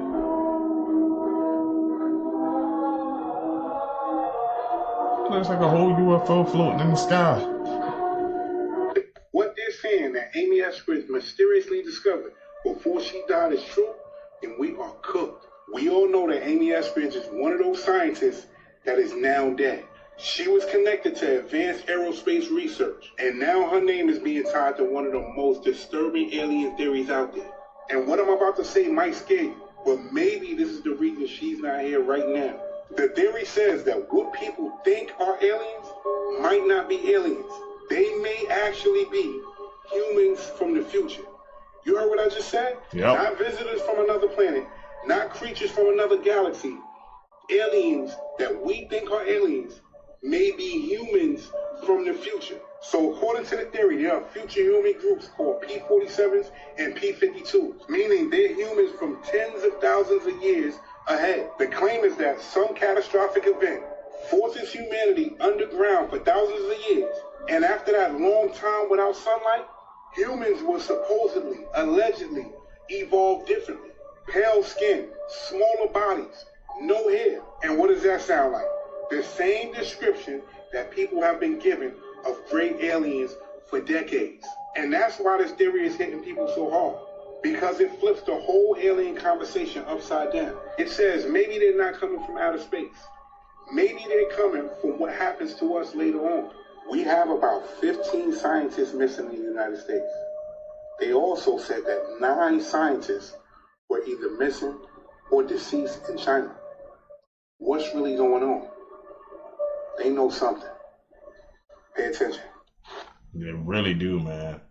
Like I said, at first, that great alien theory, and I just saw a couple of clips about that, kind of wasn't lining up. But when they say they come from other ground, it hit me, man. Like I said, because once again, there was a couple clips of talking about people, how they was going underground. There was like a whole bunch of people in the RVs talking about how saying, "Oh, like we moving underground now." Now the great alien theory that's matching up from people where they, like she said, they call it P-47s and P-52s. Like they come from the future, but they're underground, bro. So it lines up perfectly, man. What do you guys think, Seafish? What up, y'all? Check out the acting here, you heard? I'm gonna keep on bringing this shit back. A lot of injuries Y'all this don't want to season. believe people that be exposing all the acting. This dude supposedly is out for the season due to this shit right here. Is this shit real? Put me on. Is this a real clip? Is this shit AI? Is this edited? Nah. Come on, y'all. The NBA is so bad, they can't even teach these motherfuckers how to be better actors, yo. For real, this shit is sad. I think it's legit, People though. are comparing the photos of Earth from the Artemis photo shoot to a photo shoot that was taken 54 years ago from the Apollo 17 mission. And people are wondering, what is going on? Because Earth looks completely washed out, versus the photo from 54 years ago looks rich in color and absolutely beautiful. People think that something bad has happened to our planet. But what really is going on is the Apollo 17 used actual film cameras, which naturally boost the color and contrast, and the Artemis team decided to use a Nikon D5 digital camera. So it's just not going to give it the same color and look. And when they took that shot 54 years ago, the sun was perfectly lighting Earth, making it look beautiful and blue, whereas the Artemis photo was taken at an angle where the sun was actually partially behind Earth. kind of washes it out a little bit. And since the Artemis has been posting photos from space, a lot of photos that look like this of the moon are being posted by different photographers that make it look absolutely delicious. But they are real photos that have been altered, and we are still waiting for the actual photos from the Artemis of the moon, which will take place on April 6th during a planned multi-hour lunar flyby of the moon's surface. That's all the space news we have for now, but I'll keep you guys up to date. I'm gonna check out those photos when they drop them. Hopefully, man, they drop them. Somebody make a clip of it and we can watch it together, man. But there was, like I said, noticeable differences between those two pictures. Like I said, 1972, the Earth looks vibrant, radiant. Now it just looks like, bro. It looks like, man, the Earth it been through some things, man. That's crazy, bro. Trapping you in Canada as well. You can't leave without paying taxes. I'm telling you, they're going to do this in California. They're already waiting for the vote to happen this fall. They're going to do it in all of these liberal states. They're talking about doing it now in New York. Go ahead, you can leave, but you're leaving your money here. These people think it's their money. They think your life is theirs. They think that they have a right to tell you where you can live, how you can work, where to take or invest your money. They don't have any of those rights. It's happening here in America at a record rate. Imagine if we lose the House and the Senate, and then imagine we lose the presidency. We have got to stick together. Every single oar has to be rowing in the same direction. No! This kid fucking jumped off! Oh my God! Oh, bye-bye! Unfortunately, this was the last time Cameron Robbins was ever seen alive. Just hours earlier, he had been celebrating his graduation with friends on a trip to the Bahamas, surrounded by music, laughter, and the kind of carefree energy that comes with finishing school. Everything about that night felt normal, like a moment he would remember for the rest of his life. Then in a split second, it all changed. Cameron accepted a dare and climbed over the railing of the boat before jumping into the ocean below. At first, people around him didn't seem too worried, and a life preserver was quickly thrown into the water as others began shouting for him to swim back. But something didn't feel right. Instead of heading toward the buoy, Cameron suddenly started swimming in the opposite direction, as if he had seen something in the water. In the footage, there's a brief moment where something appears to move nearby, but it's impossible to clearly identify what it is, and then he disappeared. The crew immediately launched emergency procedures, and search teams spent hours scanning the ocean, followed by an extensive multi-day search. But Cameron was never found. To this day, no one can say for certain what happened in those final moments, and that uncertainty is what continues to haunt everyone who has seen that video. Think, man, before you act, bro. A simple dare, well, not simple. Somebody go overboard on a moving cruise. Somebody hit me with a dare like that. I look at them like they freaking 10 times the crazies, bro. Hell no, man. What are they doing to our clouds, bro? Did he just make a cloud? A full-on cloud machine. And he controlling it. People are saying those aren't even shoes.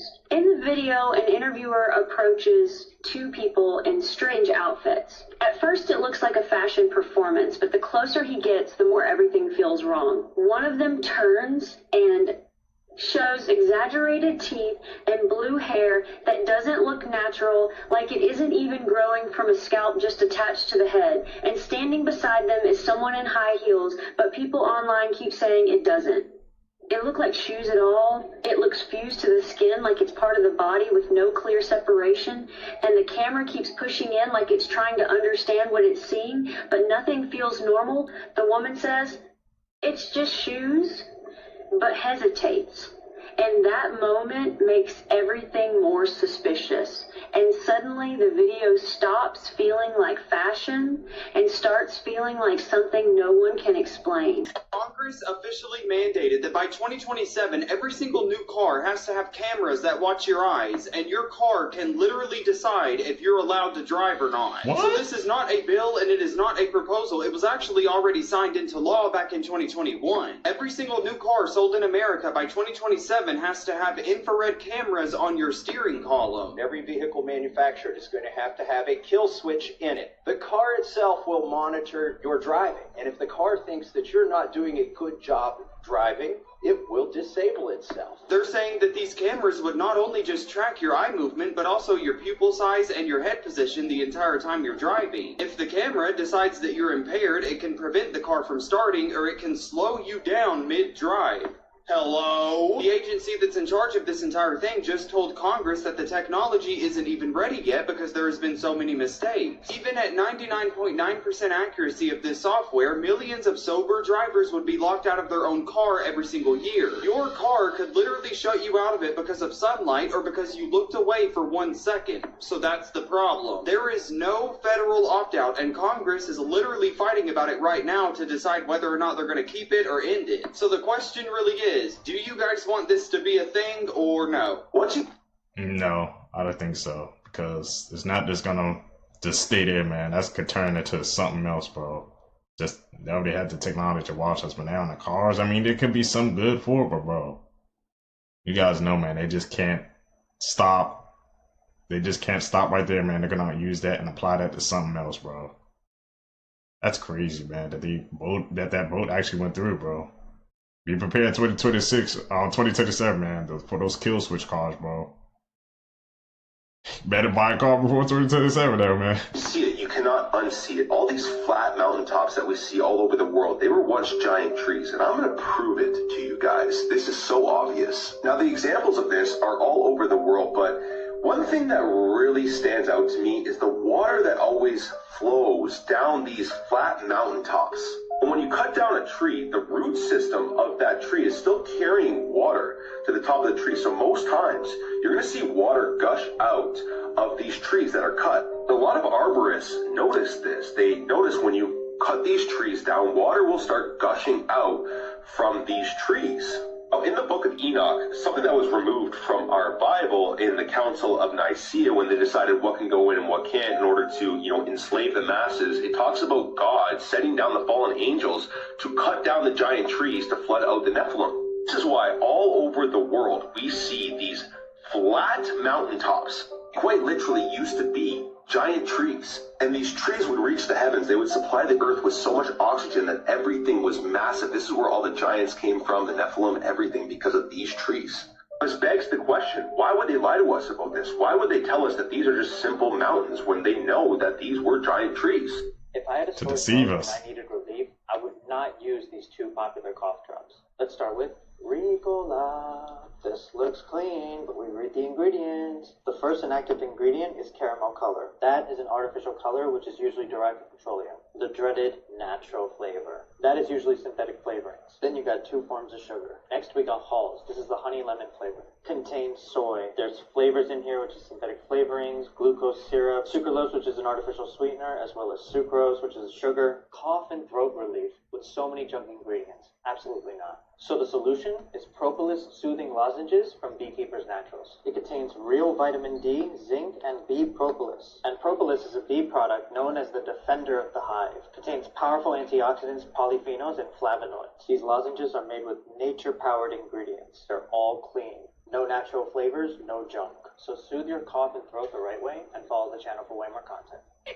Seekers, like when you actually pick up a product, do you look at the back and see what's in it? Even I'm guilty of it as well, so I can't, pretend I'm one of those people who do it, man. But now I'm watching these clips, I definitely, like I said, I have to do it more, man. You really have to know what you're putting into your body. Those freaking cough drops, they're not ready to be freaking healthy. They were just synthetic food colorings. So next time you pick up something, Seekers, just check out the label. Read what you're putting into your body. Because a week of groceries for only $5. God bless America. What the do you mean Doritos are $7 now? Okay, somebody get Pepsi on the phone. So you're saying you bag my groceries for me? That is some grade A service. Why is this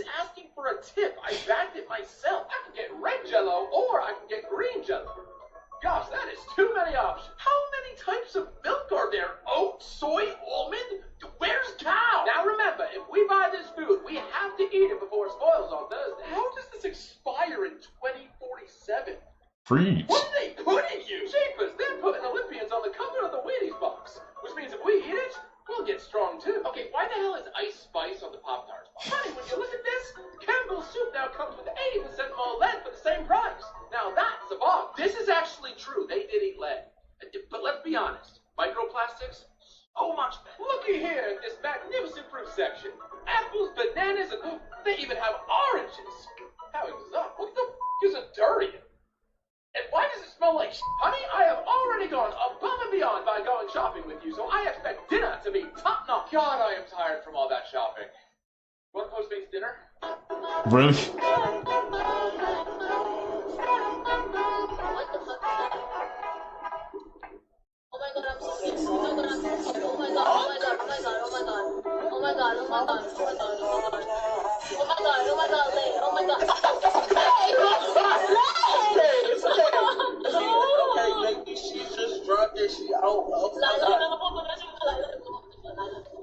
That looked like a ghost. Look at this, look at this, look at this. What is going on right here? Frogs with reptilian people. Reptilian people. What an imagination they had in the 1700s. So we've seen dragons. Now we've seen reptile people. Who does that represent? Are they Irish? I'm Irish. I've never seen a reptilian. Come on, man. Make it make sense. Come on, King Henry, King Louis, whoever it is. Yeah? Explain this to me. They say it in the comment section. Who are these reptilian people? So look, the second row means defiance. This, it's the transformation into the reptilian people. That's what it said. Then they said the bottom rank is their humiliation. Come on, man. Let's get into it. This lady's like scared for her life. This person has 1, 2, 3, 4 fingers. Yep. What is it, like the AI version? Look at that right there. Demonic. Shapeshifting. Come on, man. 1600s, 1700s? Was microdosing even invented yet? What were these people on? Reptilians? Come on, man. This thing is wild. And who are these people? Come on, why are they asking for help? Come on, man. What is the story they're telling us? Not trying to tell us. Straight up, tell us, man. Yep. Make it make sense. Listen, man, I always say they rub it right in our face, right? You kiss a toad, it turns into a prince, right? And then they always talk about the reptilian people. They're right there, And then the lower row, chat said it's for humiliation. What do we talk about now? Diddy and all that, what happened, the humiliation process. LeBron James, when they made him wear a dress. Humiliation process of the elites. And where are we? At a castle, a Roman structure in France. 95% Roman stuff, 5% French. Make it make sense. They rub it in our face. The lion's the king of the jungle. He doesn't live in the jungle. Kiss a frog. They'll turn into your prince. Humiliation factors. Come on, man. It's in our face the whole time. We're in some sort of movie, simulation. I don't know what it is. I can't explain it. I just wanted to make it make sense.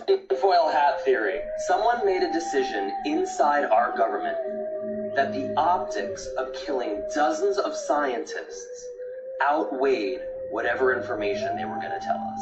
I think it's one of two things. Either an asteroid is heading towards Earth, and they know with certainty it's going to impact us sometime in the near future, and they just want everyone to keep working so society doesn't collapse until then. Or they know something about aliens that would absolutely shatter our perception of reality. Maybe we're an ant farm. Maybe we're a science experiment, and our government knows it. Or maybe the aliens are working inside our government.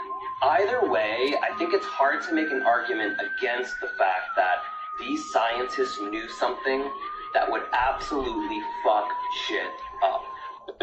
What do you guys think, man, that those scientists know? The only thing I'm piecing together from, these missing scientists, man, that they were working on something.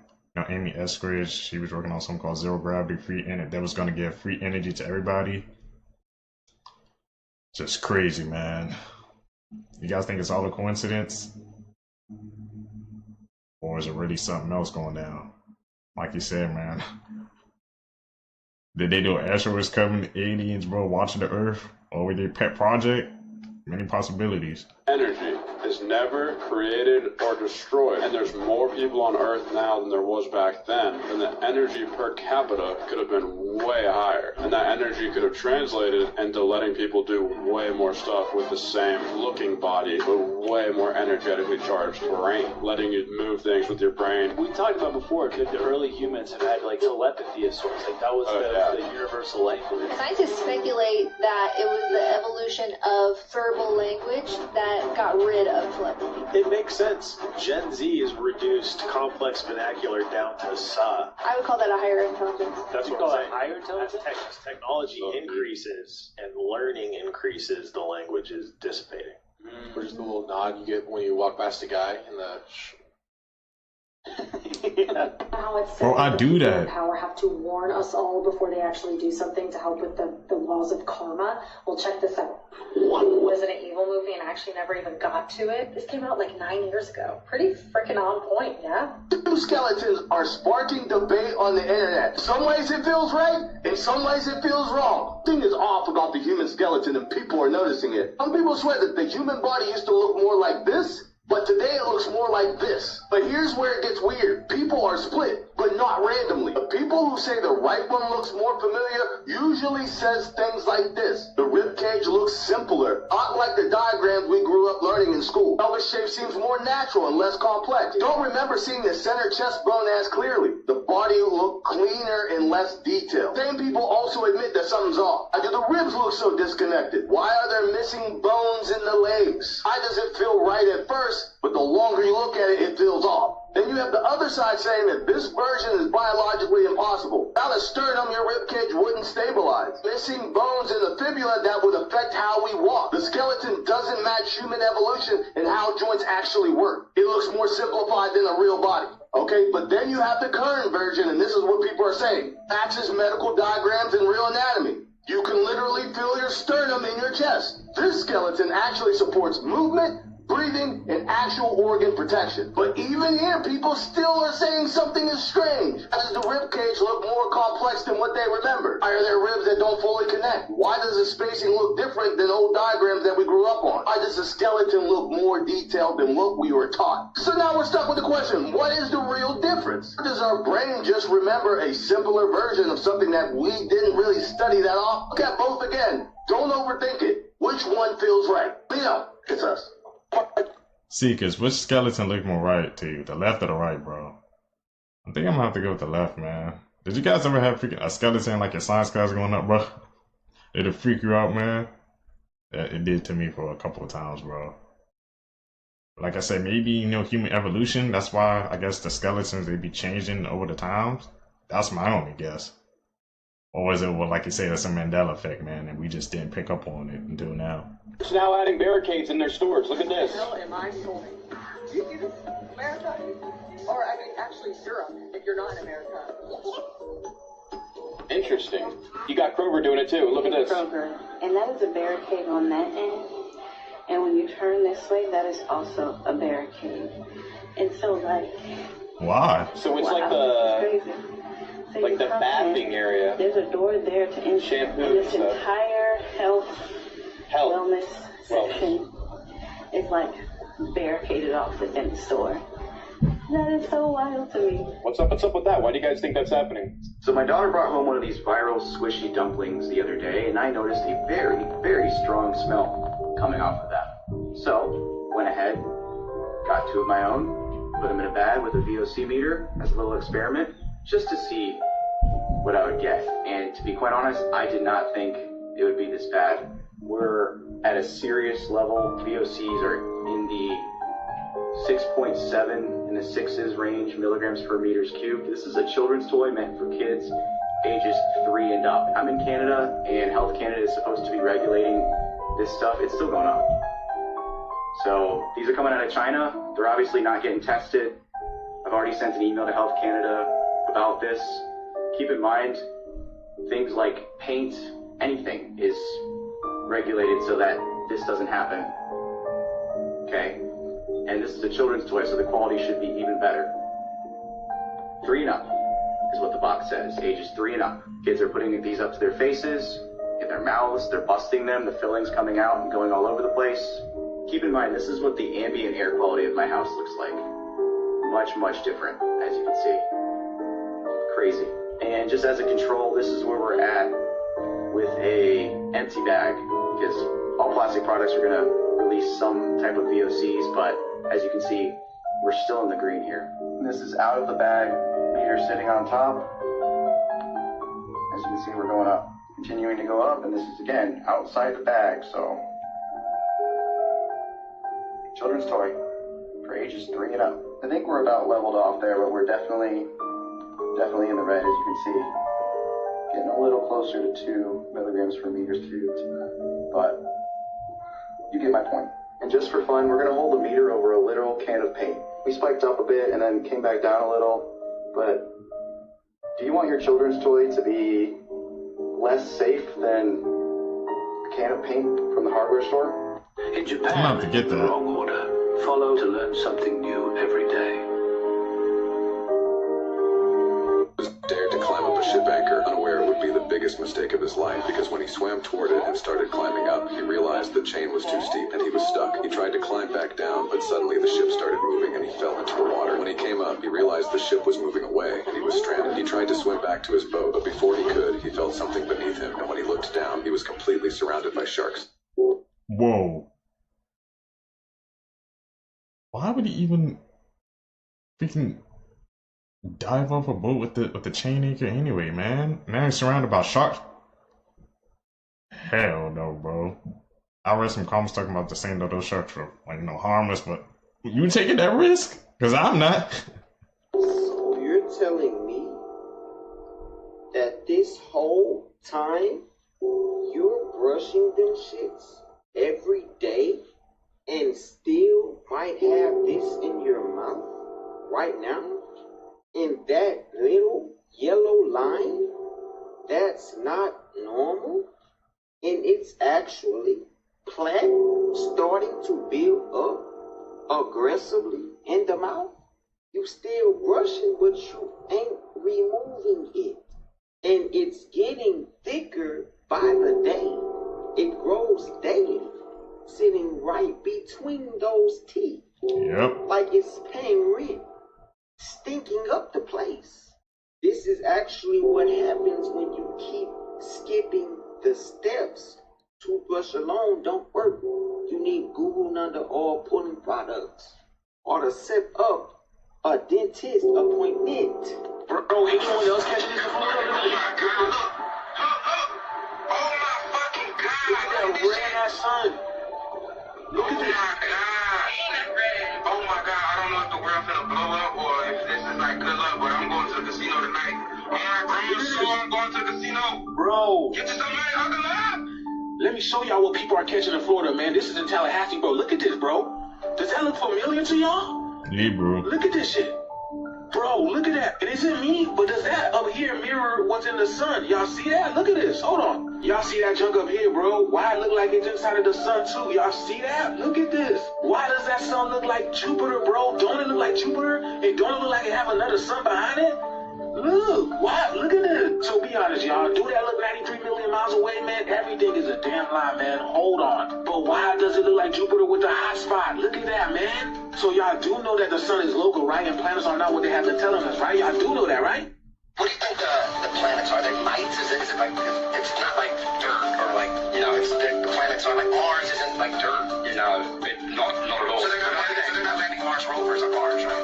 Not at all. Okay, not at all. What are they doing? Well, what they're doing is they're going to places like Greenland with very, very exotic landscape, and they're making it look like it, and then they're colouring it to look red and what have you. Wikipedia, if you go to Wikipedia, which I'm here now, and you look up under Saturn, in the first sentence it will tell you that Saturn is a gas giant. And then you go to Jupiter and it tells you that Jupiter is a gas giant. And then you ask what the sun is, they say it's hydrogen and helium. Well, that's gas. Why is Venus or Mars or the moon where they landed, why is it an exception? You can see with your own eyes that it's a light. Ptolemy, for thousands of years before the Jesuit Copernicus turned up and made a spinning ball, was saying all of the 7 planets are entirely luminous.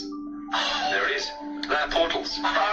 So we're in the age of Aquarius, man, which is the age of knowledge, man. Y'all gotta be open-minded, man, because again, everything we were taught were lies. Everything was erased and rewritten, man. Planets are not what they told us they were. Break down the word planet. It's plan ET, plan extraterrestrial. This is why it's always by the fallen angels and the aliens and the extraterrestrials, because they're the ones that plan all of this, bro. We're literally in a simulation of Matrix. But I can't see this in Florida because my skies are completely grayed out for the past 2 days. Anyone else see this in Florida, Tallahassee? Let me know that in the comments below, man. The shit is here, bro. We're in the midst of it. Let's continue.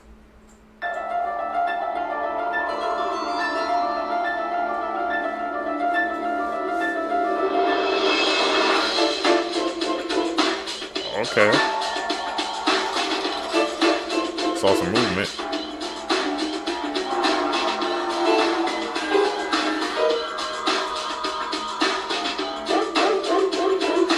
Ooh.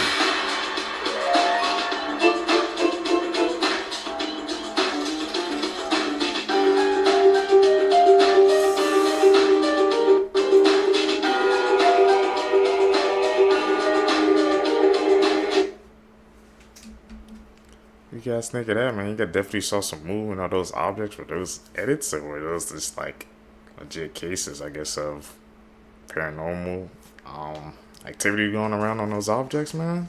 Those statues? It's very creepy and eerie.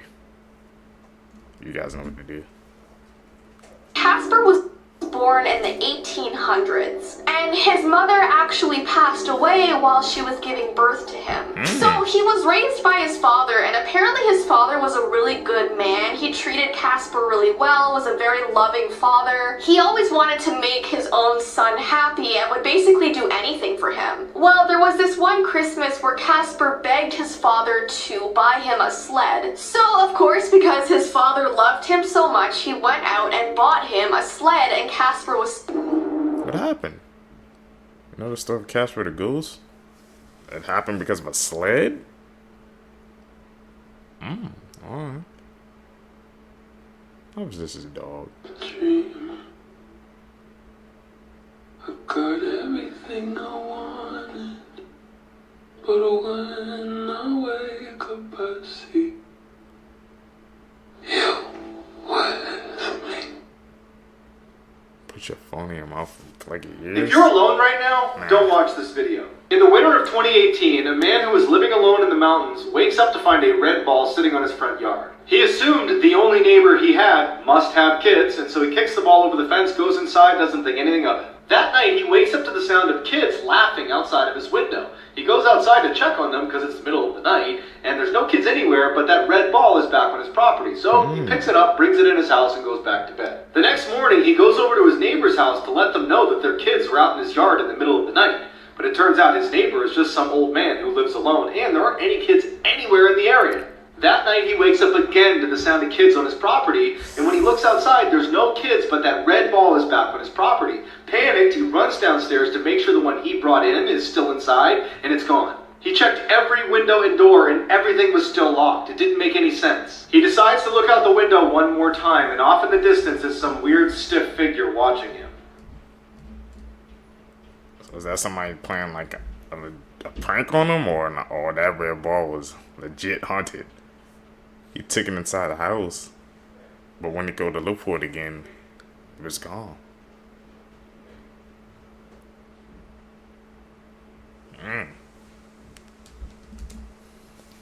That one gets the mile I'm timer. gonna ruin your childhood. Peter Pan was a crazy psychopath that trapped little kids in Neverland. He killed them before they grew up, which is why they could never leave as adults. Captain Hook was one of the Lost Boys that escaped Neverland, which explains why Peter Pan attacked Captain Hook and fed his arm to the crocodile. Which means, the whole time, Peter Pan was the bad guy. I'm sorry, guys. Childhood freaking exposed.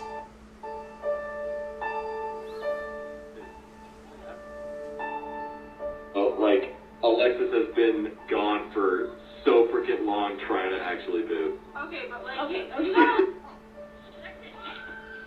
Shoot. Alexis?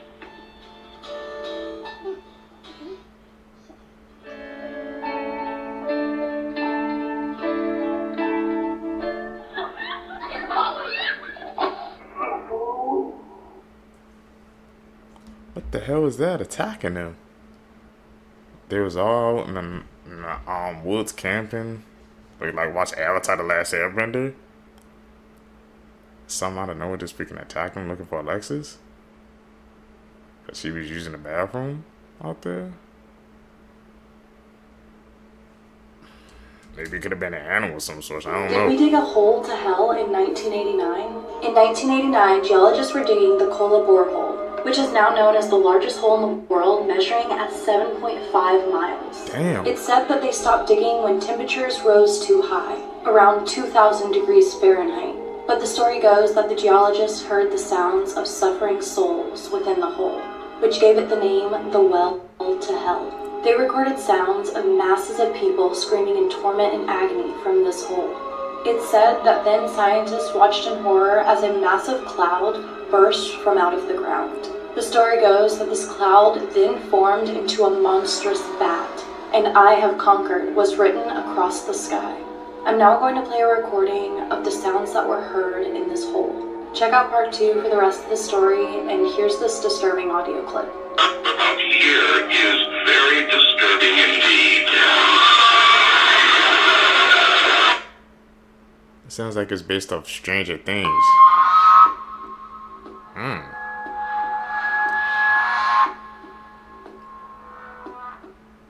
This story's called Help Me.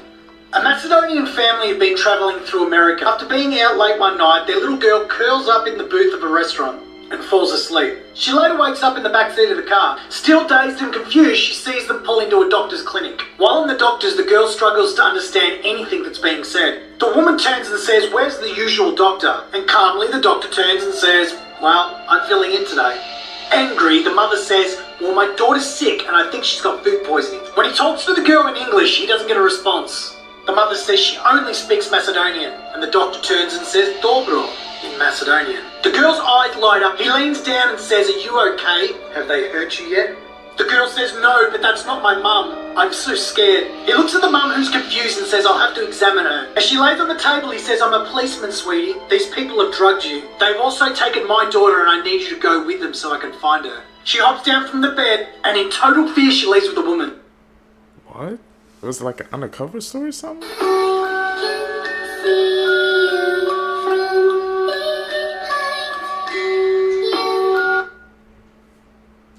What happened to the guy in orange, man? I was paying close attention to him. I don't know if I'll spot it. Y'all tell me down below, man. We seek it, so let's hope you check it out. Did you guys spot anything wrong with that video? Yeah, something traumatic happened that changed my life. Check.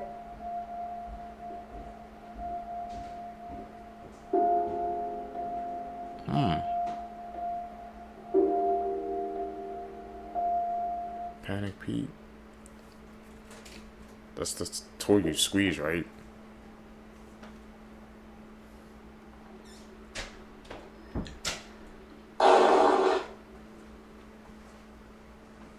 Is that an edit? Today we'll be talking about the slit-mouthed woman. The slit-mouthed woman is a spirit known for wearing a face mask that approaches her victims by asking them if they think she's pretty. If you answer with no, she'll kill you with a sharp weapon that she carries around. If you say yes, she'll take off her mask and ask you, "Am I pretty now?" If you say no, she'll kill you with the sharp weapon. And if you say yes, she'll cut your mouth just like hers. The only known way to avoid her is to answer with maybe. This will confuse her and give you a chance to run away. But running doesn't always work because she tries to appear in front of you as you try to escape. Okay. Most unusual deaths in human history, Part 2. In 1975, a man in England named Alex Mitchell sat down to watch some TV after a long day's work laying down brick. He then tuned in to watch his favorite TV show, The Goodies. The Goodies were a trio of British comedians who had their own TV show from the 70s to the 80s. They were known for their sketches and physical comedy. However, Alex was particularly amused by this episode's sketch, where a kilted Scotsman battles a man wielding a tube filled with sausage. Once Alex started laughing, he found himself unable to quit.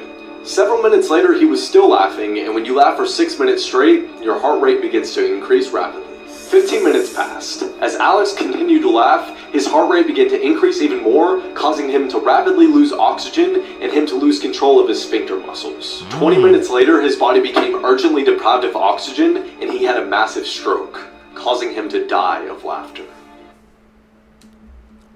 Dying of laughter. What the hell? You've always heard, that saying that, like, laughter is the cure to everything, but seems like even if you laugh too much, that can be it. I've never heard of that before, man. That's the first time hearing a case like that. Passed away because you was laughing too much? That's one of the most bizarre and insane cases we've heard yet. This definitely has to be in the top 10 now. This sounds totally made up until you listen to the police report. In the early 90s, a teenage girl started to see these shadowy figures that would come into a room at night and crawl all around her room and even grab at her legs. At the same time, her health began to rapidly deteriorate, which ultimately led to her death, which doctors never understood. A few days after her death, her sister woke up to a whistling sound and saw a creature crawling around her room with no face. The same night, her mom was ripped out of bed by someone. The father calls the police, who come over, they search the house, they don't find anything, it's all quiet. As they're about to leave, they hear something. Horrifying screams coming out of the bedroom. They run inside, no one's in there, but there are these huge gashes on the wall that were not there before. The police get out of there. In the police report that was filed immediately after this house call, the chief inspector and the 3 officers that were there that night swear they saw and heard the same things as the family, which means the police officially believed that the house was haunted. 4K in writing. True case. When you finish this video, you're going to Google 2 words. In 2014, 2 Dutch college students were staying in Panama when they decided to take their host family's dog out for a walk. The dog returned, but the girls didn't. After 10 weeks without any leads, a local woman turned in a blue backpack that contained the girls' cell phones and their camera. Using their call log, they were able to determine that the girls would attempt to reach emergency services 77 times, all unsuccessful, starting just hours into their trip. It was also determined that 5 days after those 77 calls, somebody tried unsuccessfully several times to unlock the girls' phones. But the most distressing thing is what was found on the camera. The first set was taken on the day they left and they were totally normal. The second set was taken in the middle of the night over a week after they had left, and it showed all their belongings neatly laid out on a rock, and it showed one of the girls who appeared to be hurt. They found their remains spread out around the area where the backpack was found, and some of their bones appeared to have been bleached. There is still no official cause of death or explanation as to what happened. Close to them, and we thought we knew why, but the reason was far darker. Very few people know this, but Kylie Jenner's close circle was affected, and she never dared to talk about it. Her hairstylist and her best friend both died mysteriously at just 34 years old. There was also DaBaby, who saw his father die the very same day he reached #1 on the charts, as if it was the price to pay. I've rarely seen something that strange. And we can't forget Michael Jordan, one of the greatest figures of all time. Yet at the peak of his career, his father was murdered. The most well-known and shocking case is Kanye West and his mother, Donda West. He says it himself in this video. I ain't taking no slice from nobody. It's God. It's the only person that I serve. My mom ain't here. My mama was sacrificed. You understand? Michael Jordan. What about him? His daddy, right? A few years ago, there was Diana, Princess of Wales, who died tragically in a car crash. And strangely, her companion also died shortly after. When you know what the princess was trying to do, you realize how unusual it is. And the worst might be what happened to Mariah Carey. She lost her sister and her mother on the same day while her career was taking off. That alone is disturbing. Every time it seems to happen right when they are about to become famous. But is it really a coincidence, or is something else hiding behind all of this? I know the list goes on, so tell me in the comments if I missed any. What do you think? Okay, so a few months ago, I saw this guy in the middle of the ocean, and he was just standing there looking around. This is how far out it was. And then I look a little bit closer at my footage, and look what I see. Like, look at this dolphin. And this has to be Gerald. Watch this. Have you ever seen dolphins do this? So now it all makes sense. Like, look at this dolphin. He's, like, floating on his back. Like, Gerald definitely would do something weird like that. So what I'm thinking happened is they recruited that guy that's in the ocean, and now they're, like, happy because he probably built them an underwater city, and it's, like, floating on their backs now. Dolphins only do that when they're happy, and they're, like, playing around. The whole thing was just weird, though, because after I saw the guy, he just completely disappeared, and he never even came out of the water. I didn't know if I was going crazy, so I asked people at the beach if they saw him, and they said yeah, and they saw him go underwater, and they never saw him come again. And now with the whole Gerald thing coming out, it all makes sense. He was definitely helping them build an underwater city. Let me find out, man. Jared was... That guy wasn't the only person that Gerald took, bro. Do you guys really think, man, a man built an underwater city for the dolphins? If we don't see proof, man, I'm gonna have to go cap on it. I'm sorry. Hey guys, check out this amazing video of what looks like a NASA alien recovery van. Spotted in Florida, guys. That's right, in Orlando, Florida, guys. It was spotted at a hotel parking lot, and it was bouncing up and down. No one knows why it was bouncing. We can't tell if the video is actually real or possibly just, some type of AI-generated video. We're still going to label it as AI, but it could be real. It's going around the internet. It's trending. Some van that says alien recovery on it. Like if there's an alien inside fighting against the staff that's trying to transport it. Could that be a possibility? Whose van is this, guys? Does this belong to NASA? Or is this just something completely different? There's been a lot going on in 2026 with aliens and prophecies and all sorts of stuff, but whatever this is definitely something extremely weird. Some people in the comments are saying it's aliens. Other people are saying it's NASA, that they actually have a recovery team for aliens.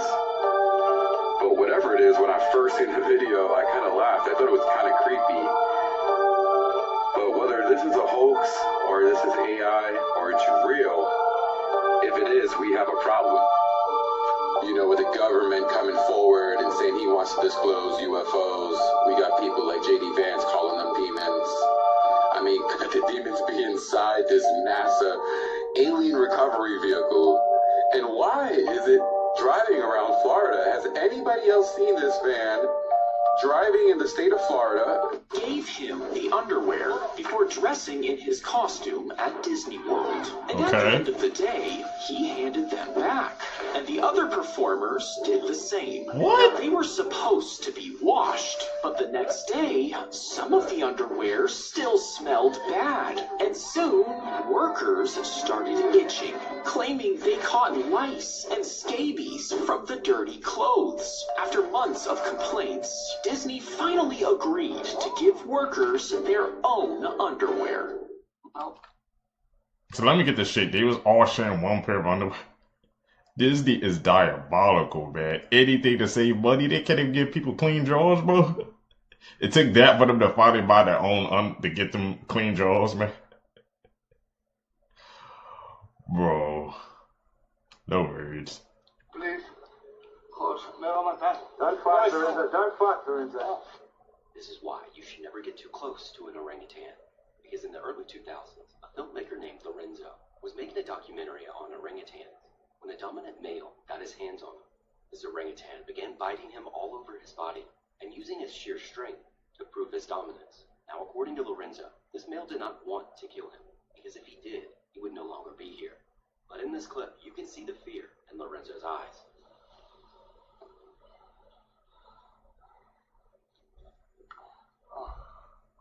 No, please.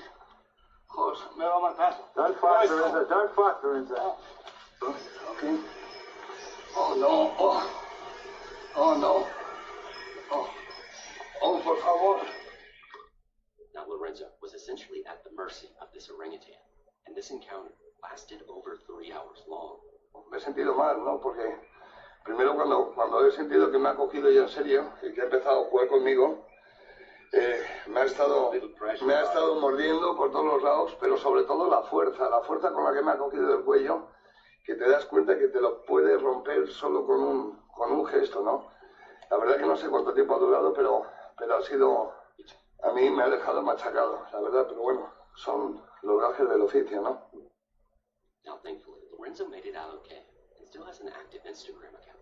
As always, let me know what you think. Disney cast members hate being alone on Country Bear Jamboree. Most guests see it as a charming musical throwback, but once the crowds leave and the theater goes pitch black, the atmosphere shifts from Magic Kingdom to mechanical nightmare. See, these bears aren't your typical modern robot. They are a complex web of 1970s pneumatic and hydraulic systems. To keep them running today, Imagineers actually had to harvest parts from the retired animatronics at Splash Mountain and perform a mechanical surgery, but it's their veins that make them truly unsettling. Because they run on high pressure air and fluid, that energy doesn't just vanish when the power cuts for the night. It stays trapped in the lines. As those seals slowly leak or the valves settle over hours of silence, these 300-pound bears can suddenly shift their weight, slump their shoulders, or even snap a jaw shut with a violent mechanical clunk. It's not a ghost in the machine, it's physics. But when you're standing in the dark and Big Al's head slowly rotates toward you because of a pressure bleed, science is the last thing on your list. Let me know in the comments if you've ever been on Country Bear Jamboree and if you think you could handle a night alone with these animatronics.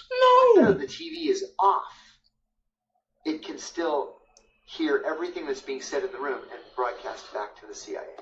I heard you say that they can hack car systems. There was something in 2017 called the Vault 7 Revelations, a CIA software engineer who was disgruntled, and instead of going to the Russians or the Chinese, he downloaded thousands, tens of thousands of pages of documents classified above top secret. They became what WikiLeaks called the Vault 7 documents. They included things like the CIA, for example, will hack into, let's say, the Iranian Ministry of Interior computer system, but they'll leave little electronic clues, all written in Cyrillic, the Russian alphabet, to make it look like the Russians hacked in. They can take control of your smart TV remotely, and they can make the speaker turn into a microphone. So even though the TV is off, it can still hear everything that's being said in the room and broadcast back to the CIA. Can they do that with genius devices? Oh, they could do that. When I first got hired, they were able to do that. So they could be doing that right now with totally. iPad. Absolutely, yes. That's old technology. And then the thing about the car, this was revelatory. They can take control, again remotely, of a car's computer system in order to, to kill you. Crash the car. Crash the car, take it off a bridge, take it into a tree. Sure.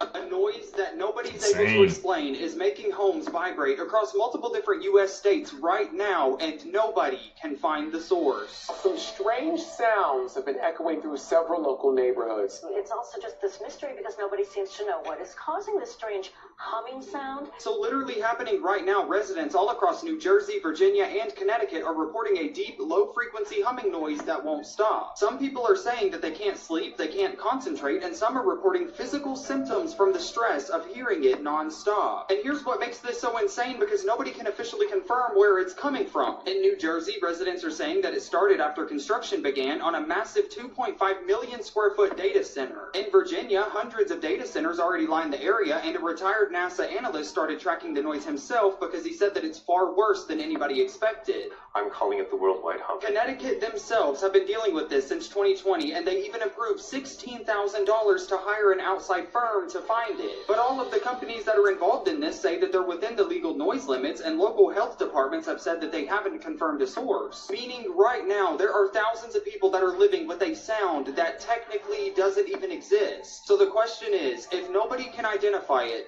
what in the world is it? Why are they broadcasting at like secret sound, bro, in those places? They've hired all those firms and they said that's when it's within the legal sound limits. So they're still just gonna let that happen?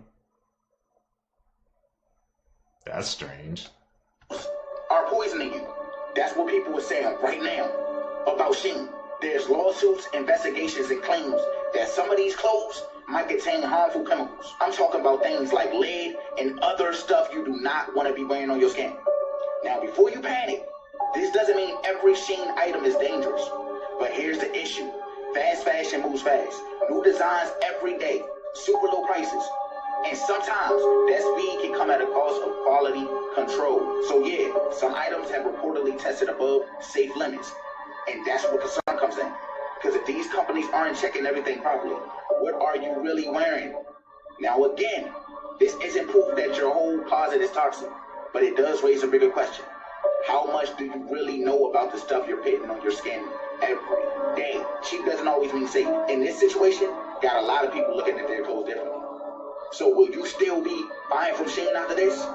Or no? The fact that this photo of Usher and Justin Bieber is not Photoshop. Like in Beyonce looking very shocked in the background, I thought this was AI, just to find out that it's all true. They got into a crazy argument, and I guess it even turned physical allegedly. So this all happened at an Oscar after party, and I mean, it's no secret that Justin Bieber isn't getting along with any of his old management when it comes to like Scooter Braun and now also Usher. But like the fact that it's now turned physical and he's like fighting these people, it's like, bro, W Justin Bieber, he's getting it on. But I think the saddest part that no one's really talking about is the fact that Justin Bieber was a kid when he was being mentored by all these guys, and for him to grow up to an adult and have so much resentment, there has to be something weird going on in the back end that nobody knows about and is creating all this emotion and anger towards Justin Bieber that he has grown to. But bro, Beyonce's face in this photo is priceless. It's like a face of like she knows what they're arguing about, and this is not going to end well. Like she knew just by her face, this is bad. See, y'all better stop leaving your kids unattended at home alone. You never know what type of person that'll pop up at your door when you're not there. See, this shit don't sit right with me at all. This man was caught on Ring camera, going crazy, kicking, punching, screaming at somebody's door, asking for their daughter. Luckily, nobody was home. Luckily, the kids wasn't home alone. But the way this man was acting at the door, if somebody was home, somebody would have got hurt. Matter of fact, look at this shit.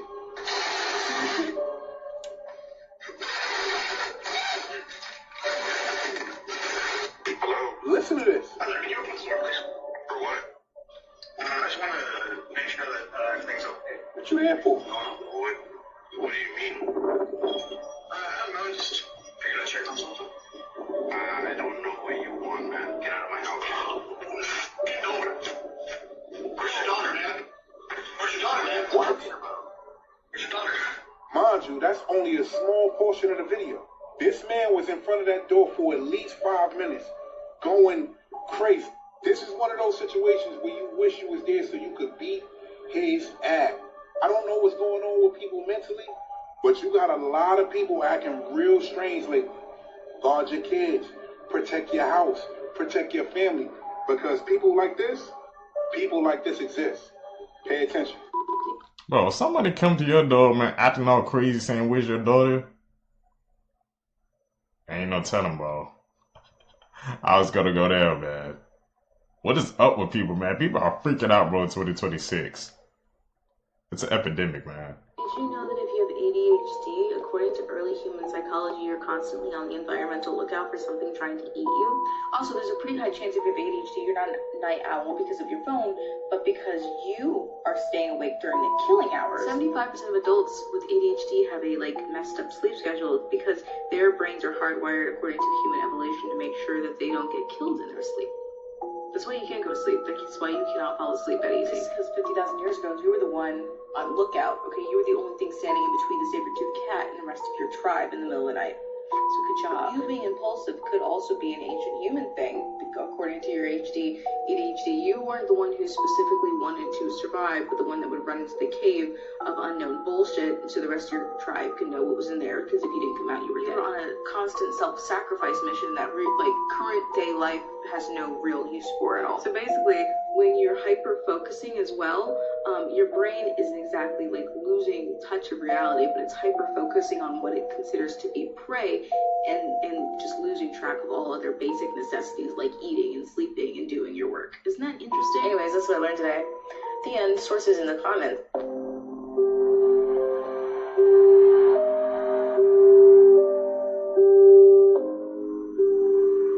So many people believe that Northwest, Kanye West's daughter, actually just did an initiation ritual with the Freemasons.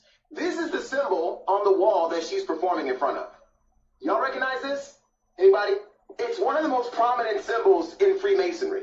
Now, keep this in mind. You say to yourself, well, she's 12 years old, she's performing, and she's at this venue that has this thing on the wall. That's not her fault. She didn't know. And maybe you're right. Maybe she did not know. But the adults that set this up, they definitely knew. What's even worse is people keep thinking this stuff is fake. I keep telling them over and over again, it's not fake, it's real. These ceremonies exist. These initiation rituals are real. But there was one more comment that really got my attention. It says, this is what y'all call Kanye crazy for predicting what's going to happen if she lived with Kim. Kind of hard to disagree with this at this point. Tell me what you think in the comments.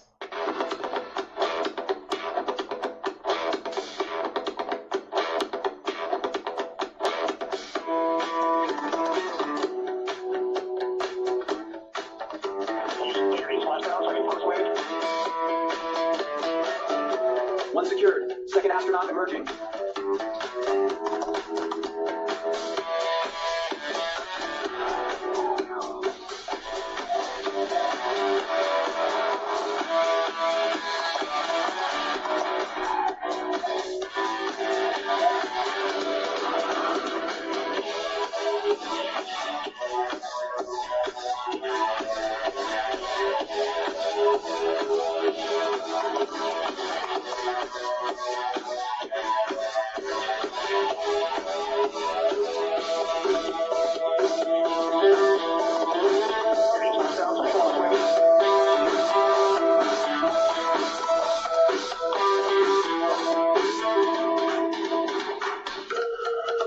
Okay, hold on to the raft. Easy now.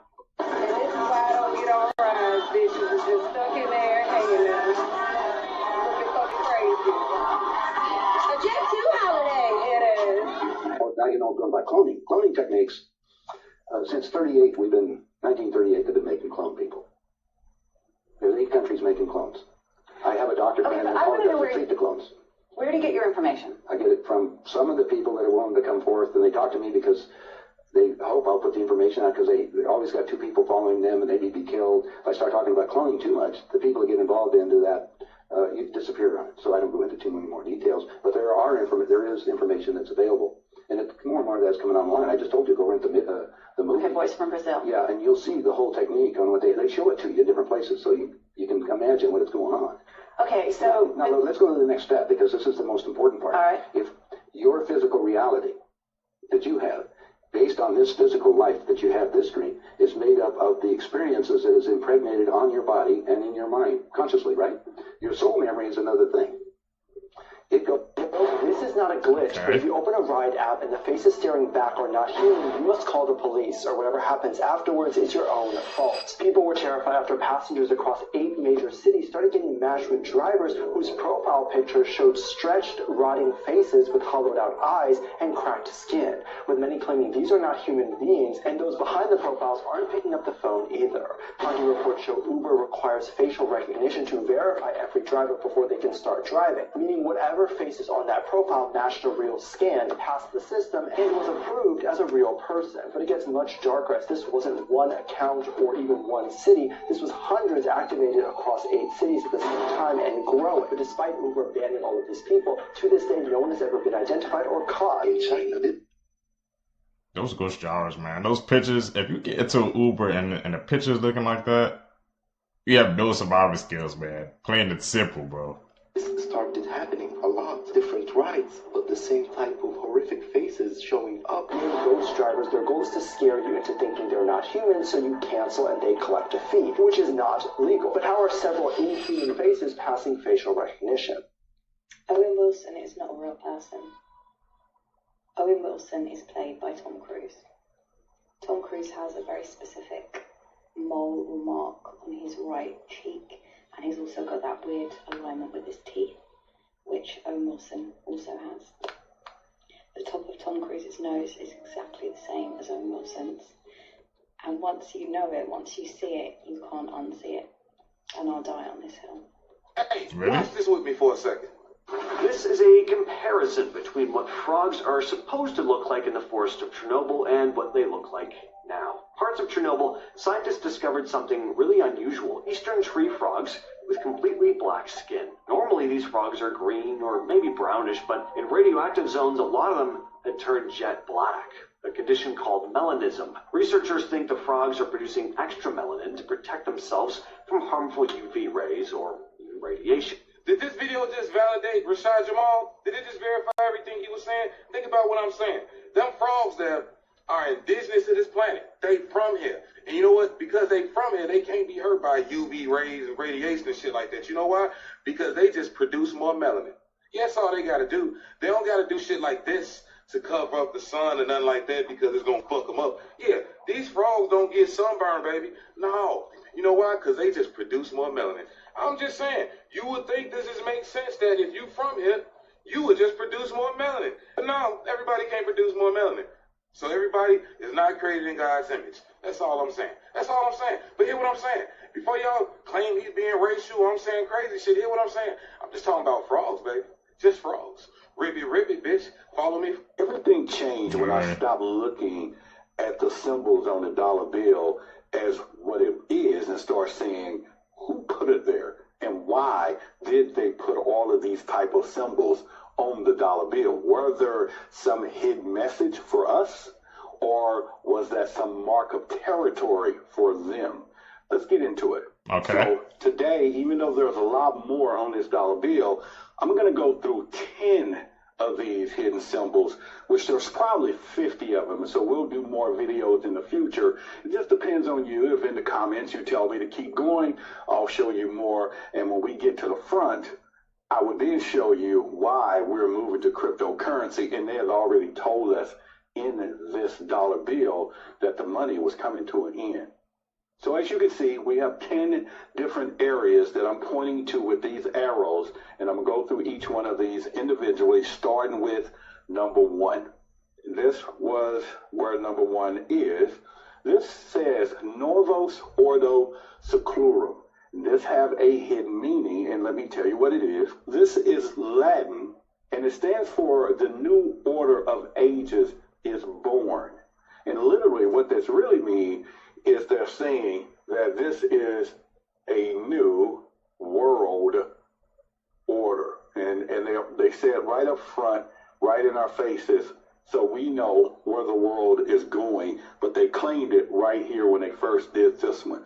So let's move over to number 2. So we're going to point right here to where number 2 went, okay? And this is number 2. Out of the 10, which is actually these 2 words together. These 2 words is Anut Copius. And what this means is he has favored our undertakings.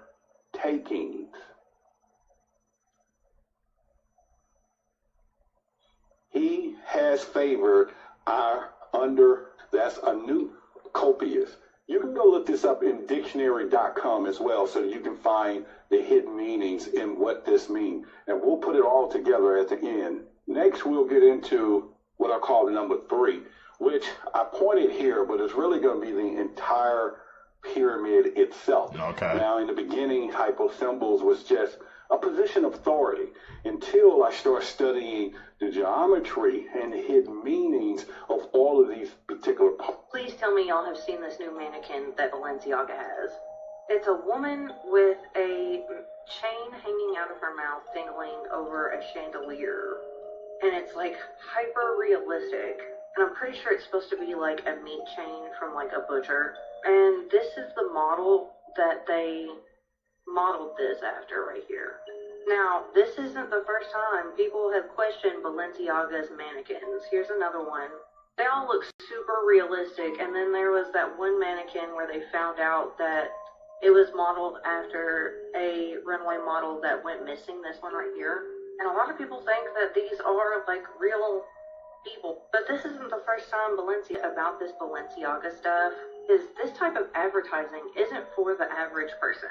It's just not. It's to appeal to a small percentage of people who can afford stuff like this. It's to appeal to the rich, the elite. And after the Jeffrey Epstein files coming out, I'm not surprised that this is how they need to advertise their products in order to get people to buy. And it's pretty creepy. I don't think y'all understand how dire this is, bro. I've been telling y'all we've been in this shift for about 2 to 3 years now. This is the shift taking a turn for the worse. The world just experienced a day without any babies being born. This guy friend works at a hospital, and there was no babies born in their hospital. So what they did, they called every hospital within a 50-mile radius, and guess what? There was no babies born in those hospitals either. This is what I mean by y'all. We are literally in this shift. Listen to this. I wanted to wait till the day is over to post this to be 100% sure we're not like preemptively causing a panic, but my friend works at a hospital and he called me earlier and he was like freaking out. He was going crazy. And I asked him why, and he was like, not a single baby was born today. And you look at that, like one hospital, not a single baby being born there. Crazy, insane. Like the odds of that happening are so unlikely. But it's not just his hospital. They called every every single hospital in a 50-mile radius, and there was not one single baby born at any of them today. And so obviously I also started panicking, I also started freaking out, and I asked him the only question I could really think of to ask in a situation like that. What do you think football is going to look like in the future? Football? This man is worried about football when the whole human race is going to start. And it's crazy because I made videos about every race throughout the whole planet experiencing low birth rates. All-time low birth rates. Nobody's having any babies. But also, Jane Elliott told us what is happening throughout the world now. We're entering a different age where you're going to need a different spacesuit. This is exactly what's happening on the planet. The planet is heating up to such a degree that you're going to need a melanated spacesuit in order to move around in this new so-called Earth. So because of this, every other race is experiencing low birth rates as well as birth defects. Can you elaborate as to why specifically black guys? Yes, black guys are melanated, and I want my children to survive, and I know that the only way for them to survive in the future is for them to have melanin in their skin, so that's the way for me to, make my legacy continue. Well, there you go. Just so her legacy could continue and then the Earth could continue being a rotten place that it is. But this is the start of the great separation. Let me know what you guys think about this video. The shit is here. Let's continue to get it. Peace out. The only way for them to survive in the future is for them to have melanin in their skin, so that's the way for me to, make my legacy continue.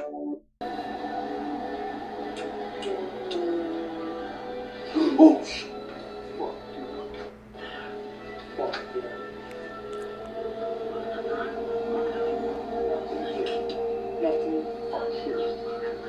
It's gone. Oh my god, look, legit goosebumps. Oh my god. What the fuck is that?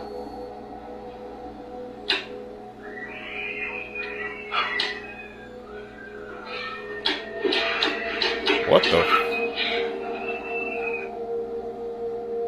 You messed with the breaker. Okay, something was wrong with that one.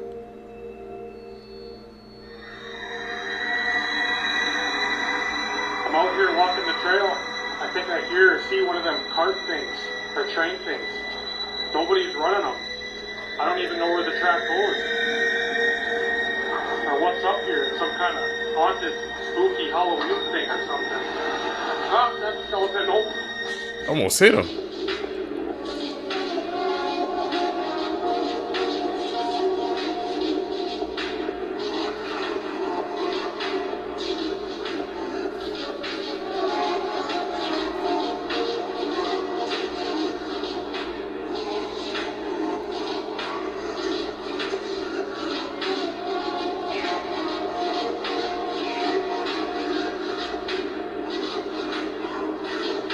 What the heck?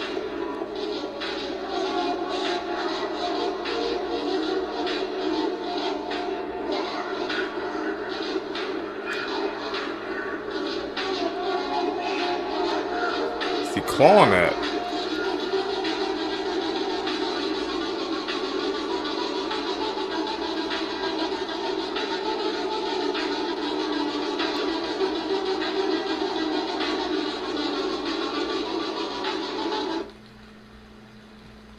That was definitely something.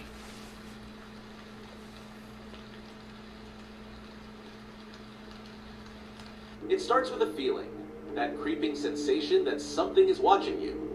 You tell yourself it's just the trees, just the shadows playing tricks. But then, you see them. Eyes. Glowing. Staring. Unmoving. They're deep in the darkness, blending into the forest, watching. Some say it's just a trick of the rain, just branches bending in the wind. But others, they know better. They've seen the outline, the movement. Something is there. And once you notice it, you can't look away. Because now, it knows you see it, and it's waiting for you to come closer. It's strange, isn't it? How so many people watch this video and see nothing.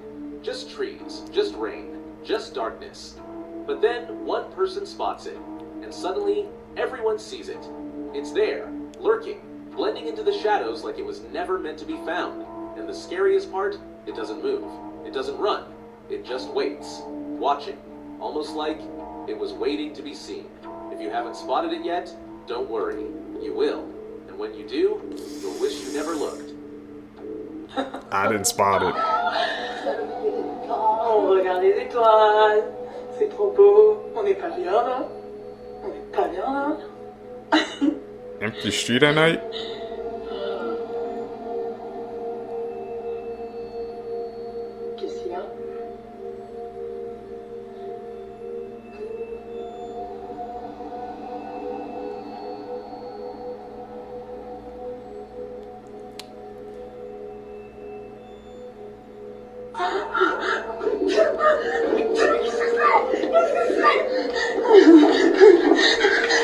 Hit the jets.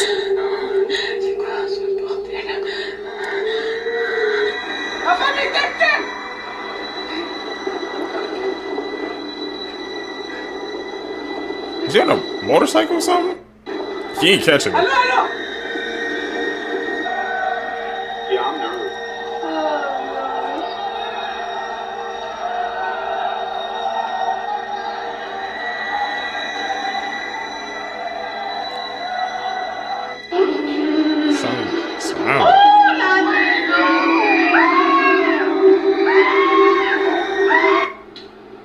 Haunted ER? We're gonna go. Haunted ER, haunted ER. I'm gonna get to it. Oh my god, my head is huge. Chloe, so I can't even... Huh? You nervous? Are you nervous? Haunted hospital? Are you nervous?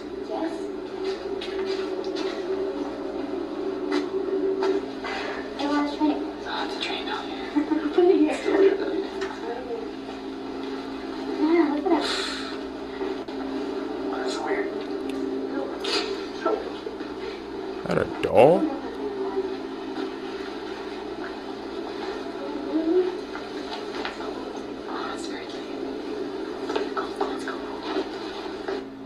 Thanks. Yes, it did. It did. How do you not see that? Oh, okay. Yeah, hit the As jets, one of they the knew. nurses walks further into the room, a hospital curtain suddenly moves on its own. The nurse, terrified beyond belief, bolts out of the room at full speed, feeling completely unsettled. But then, within seconds of this happening, a cane mysteriously falls on its own. She noticed these weird dolls in her friend's house while taking care of their child, and it didn't end well. Guys, I'm babysitting and I just found the creepiest. Look at this. What is it? It's so creepy. It's freaking me out. Is this real, huh? Oh my god. And look. At first she found it funny, but then realized that the doll wasn't there when she first got to the house, and the emotions started to escalate when she entered the kitchen and saw another doll. It's a boy this time. Honestly, it's the creepiest thing I've ever seen. We've got to ask for the bell. Oh, God. The video went completely viral, and in the following update, she decided to set up a bait for the dolls to record whatever they're doing, and she caught on camera something absolutely terrifying. The TV just literally turned itself off by itself, and then the lights started going insane. Let me show you. Max? Guys, guess who I am? You saw that. In the mirror. Max, can you come down, please? Max! Okay, I think I'm just gonna get him and go, because it's really freaking me out. In September 2014, visitors at the Delhi Zoo in India witnessed something so horrifying that it left them in shock. And it was all captured on video. The footage begins near the white tiger enclosure, home to one of nature's deadliest predators. And guys, if you don't already know, white tigers can weigh up to 570 pounds and have a bite force of 1,000 pounds per square inch. That's enough to crush bones like they're made of glass. These predators are capable of bringing down prey 5 times their size. And sure, a human, they wouldn't stand a chance. But what happened next was something nobody could have prepared for. Somehow a 20-year-old man ended up inside the tiger's enclosure. The video shows him crouched on the ground, his movements frantic. His hands flail in desperation as though trying to create some invisible barrier between himself and the tiger. Standing just feet away was VJ, a fully grown white tiger. But surprisingly, VJ didn't attack right away. He stood there staring at the man, almost as if he was trying to figure out what this strange creature was doing in his domain. For a moment, it was silent, tense, but silent. Then chaos erupted. The crowd watching him from the other side of the enclosure began screaming and throwing objects desperate to distract the tiger. But instead of helping, their panic only made things worse. VJ's calm demeanor shifted in an instant. His ears flattened, his body tense, and his gaze locked on the terrified man. And then it happened. In the flash, VJ lunged, clamping his massive jaws around the man's neck. The crowd screamed as the tiger dragged the man across the enclosure like a lifeless doll. The camera follows VJ as he drags his prey to a corner of the enclosure away from the crowd. And here's where the footage becomes even harder to watch. BJ's jaws remain locked around the man's neck, almost as if he's waiting for his victim to bleed out. In the background, the sounds of children crying and screaming pierce the air, making the scene even more unbearable. Tragically, the man didn't survive. It was later revealed that the man who jumped into the enclosure was this ring in a box. I'm like, oh, my ring fell off. No, it didn't. It's the same. I'm shaking. It's so weird. Okay, it's brown. Okay, Steve Brown. What color does it look like? Still brown with a light brown. Okay, you ready?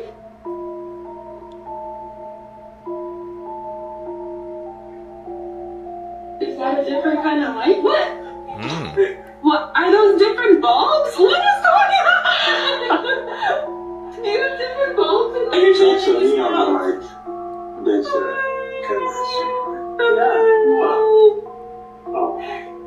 It's so crazy. Switching colors. First time I seen that. Oh, that plane got it's glitched in the Matrix, man. Yo, who left their shadow, bro? Like, nobody's here. Like, nobody's here. Who left their shadow? Come get it. It's at Planet Fitness. If you want your shadow back, it's right there. Hold on, clear. It's like, you can't see, bro. Oh, there it is. That's mine.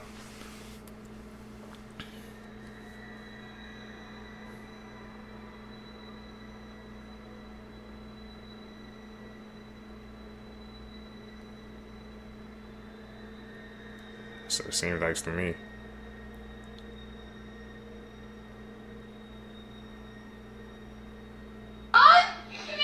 Mama's wrong! Mom? Mama's wrong. Mom, are you okay, Mom? Mom?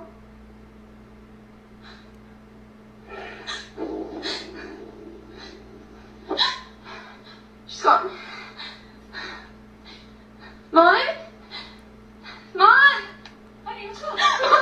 This lady married her dead boyfriend. In 1978, in a small town in Ohio, there was a woman named Linda Smith who was deeply in love with her boyfriend. They were about to marry, but her boyfriend tragically died in a car accident. Linda was devastated. Her boyfriend, named Lemmy Leaf, was the best boyfriend ever to her. One evening, Linda couldn't take it anymore, and she dug up her boyfriend's grave with the help of her two brothers. What happened next is frightening, but remember that I can only protect my followers who comment their name. She announced she was still going to marry him. The townspeople were shocked. Linda planned a wedding party and invited everyone, wearing a white dress beside Max's corpse in a suit. Then came the twist. Linda didn't plan on returning her boyfriend to his grave. Instead, she decided that they will live together and have a family. All her friends and family saw her as a mad woman, but she didn't care. She kept her boyfriend inside a refrigerator and would occasionally bring him out for a walk. About 11 months later, she got pregnant. But how did she got that child?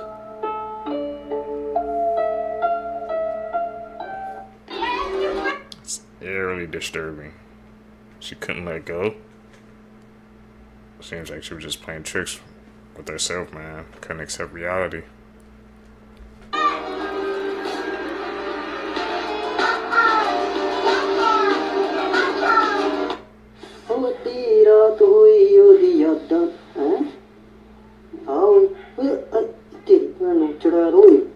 ਮੁਰਲਾ Jassu ਦਾ ਪੁੱਠਾ ਹੋਈ ਮੁਰਲਾ ਜੱਸੂ ਇਹ ਆ ਗਈ ਤਾਂ ਉਹਦੀ ਜਾਂਦੀ ਹੈ ਹਾਏ ਹਾਏ ਗਰਦਨ ਵੀ ਪੁੱਠੀ ਹੋ ਇਹ ਤਾਂ ਭੈੜੀ ਚੀਜ਼ ਹੋਏ ਚੜ ਗਿਆ ਨਵਾਂ ਸਾਲ ਜੱਸੂ ਤੇਰਾ ਦਾ ਚੜ ਗਿਆ ਇਹ ਭੱਜ ਲੈ Jassu Back up slowly. Amy.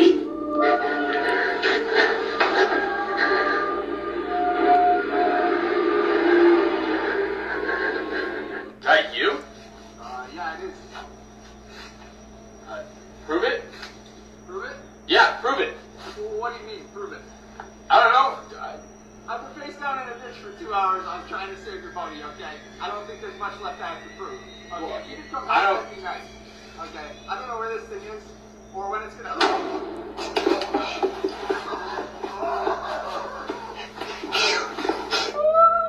The hell was that?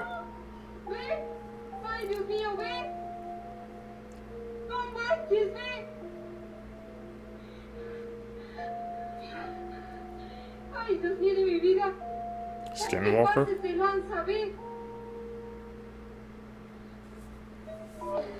What? I have to call cap on that one. Cap. On November 24th of 2023, a school janitor is walking through an empty hallway that other custodians don't like being in during the night shift. The high school where this video takes place doesn't allow students to be alone inside this hallway after a specific time, and for good reason. This school was built on a cemetery.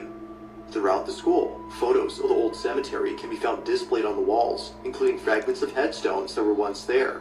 Janitors claim that the place is haunted. One night, a school custodian decides to record a video after having a strange encounter. But as he records, something happens that terrifies him beyond belief. This is his video. Watch. Let's check it out. Alright, I usually don't record while I'm on the job. But this is freaking me out. It's sort of unreal. I'm here at work. I'm here in the janitor's closet.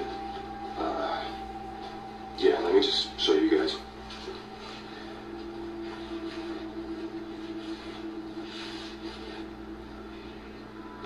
Empty as it should be.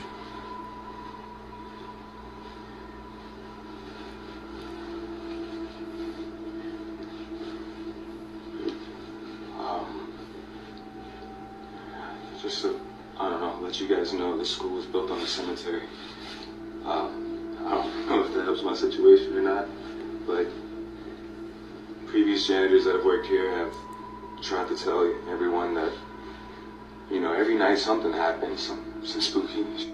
I don't know, paranormal or whatever you want to call it, but yeah, I didn't really believe them until tonight. Brave soul working there. I was in here cleaning up after some students had thrown a party, but what's been freaking me out is this one right here. No matter where I'm at in the classroom or what I decide to do, it just follows me. And do your thing, you stupid balloon. Pop it. Got you on camera now, so let's just see? That right there.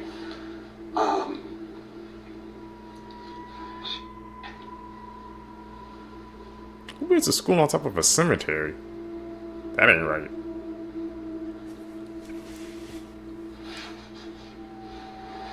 And it looks like it is following him.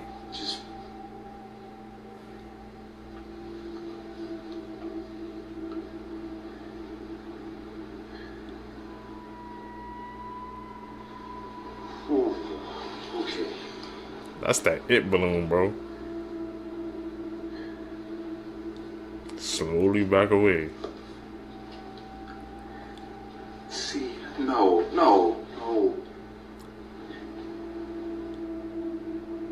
It's like it's connected to him. Man, just pop it, bro. That's the only way you gonna be free of this. It just follows me no matter what. Yeah, no, we definitely popping that. No, I can't.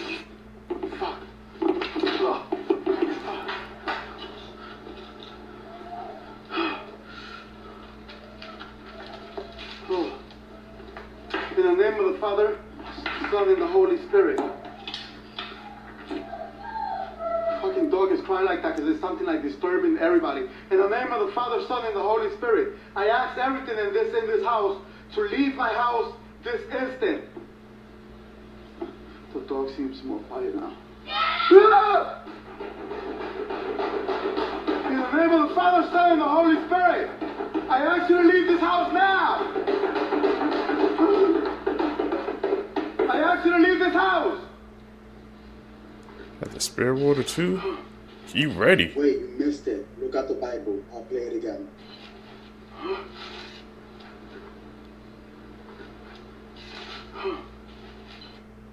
Guys, this video that you are watching has been drowning the energy off of me. It has been making me super tired. The activities here has been going from bad to worse. I am exhausted right now. I haven't slept in like a couple of days just due to the fact that I have been experiencing all of this. Continue watching, you'll see what I'm talking about. It's getting even worse and worse. Continue watching. In the name of the Father, Son, and the Holy Spirit, I ask you to leave this house. Douse that whole room. Keep going.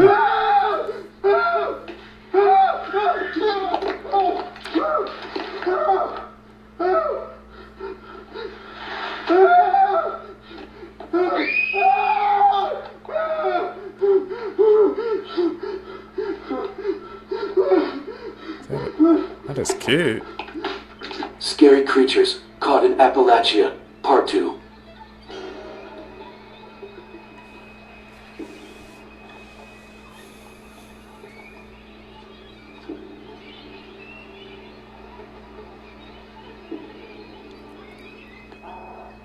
I look like a skinwalker in the first one.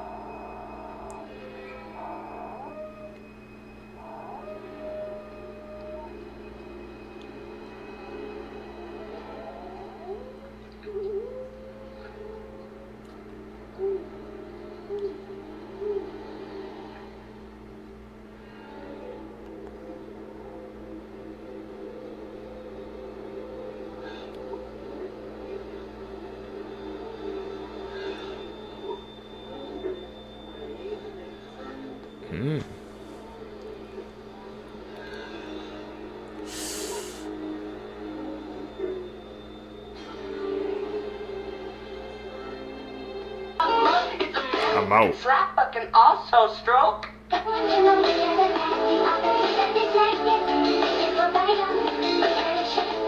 That's a person.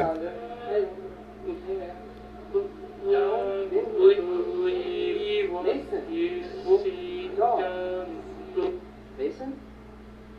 No, that's not Mason, man.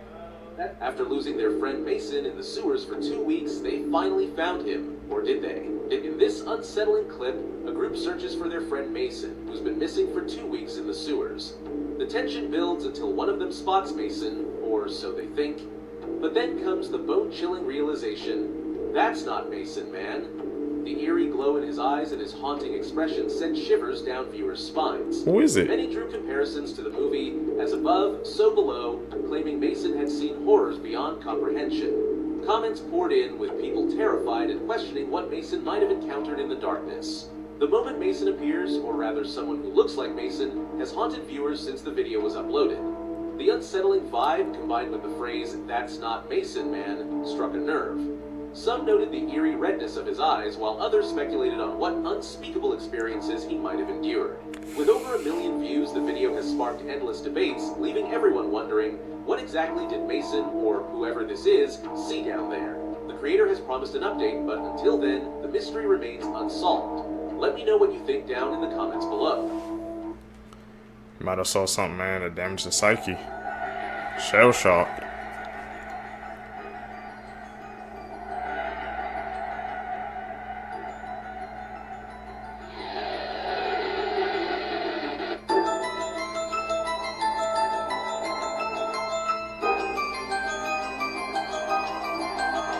Guys, I cannot believe this just happened. You have to try this, trust me. Take a water bottle, any water bottle, right?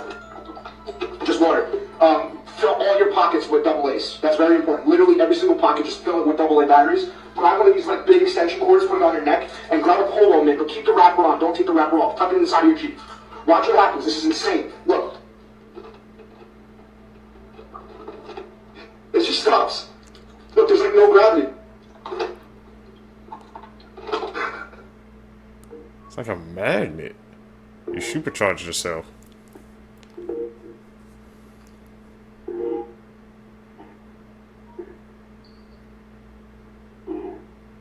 Crazy things that were considered completely normal in the past. Foot binding. Foot binding was a painful practice in ancient China that involved tightly binding young girls' feet to prevent them from growing to their full size. This practice was considered a symbol of beauty and femininity and was often associated with higher social status. Foot binding. First time I ever heard something like that. We learn things about new cultures, man. Every single time watching these clips together with you guys. Seekers, if you guys made it with me to the end of the video, you're a true seeker seeking the truth. I greatly appreciate the support. Make sure you guys comment down below. Leave a thumbs up on this video. Also hit that post notification bell so you'll always get notified when I upload my next videos. You guys are gonna catch me in the next one, man. I'm out. Peace, YouTube.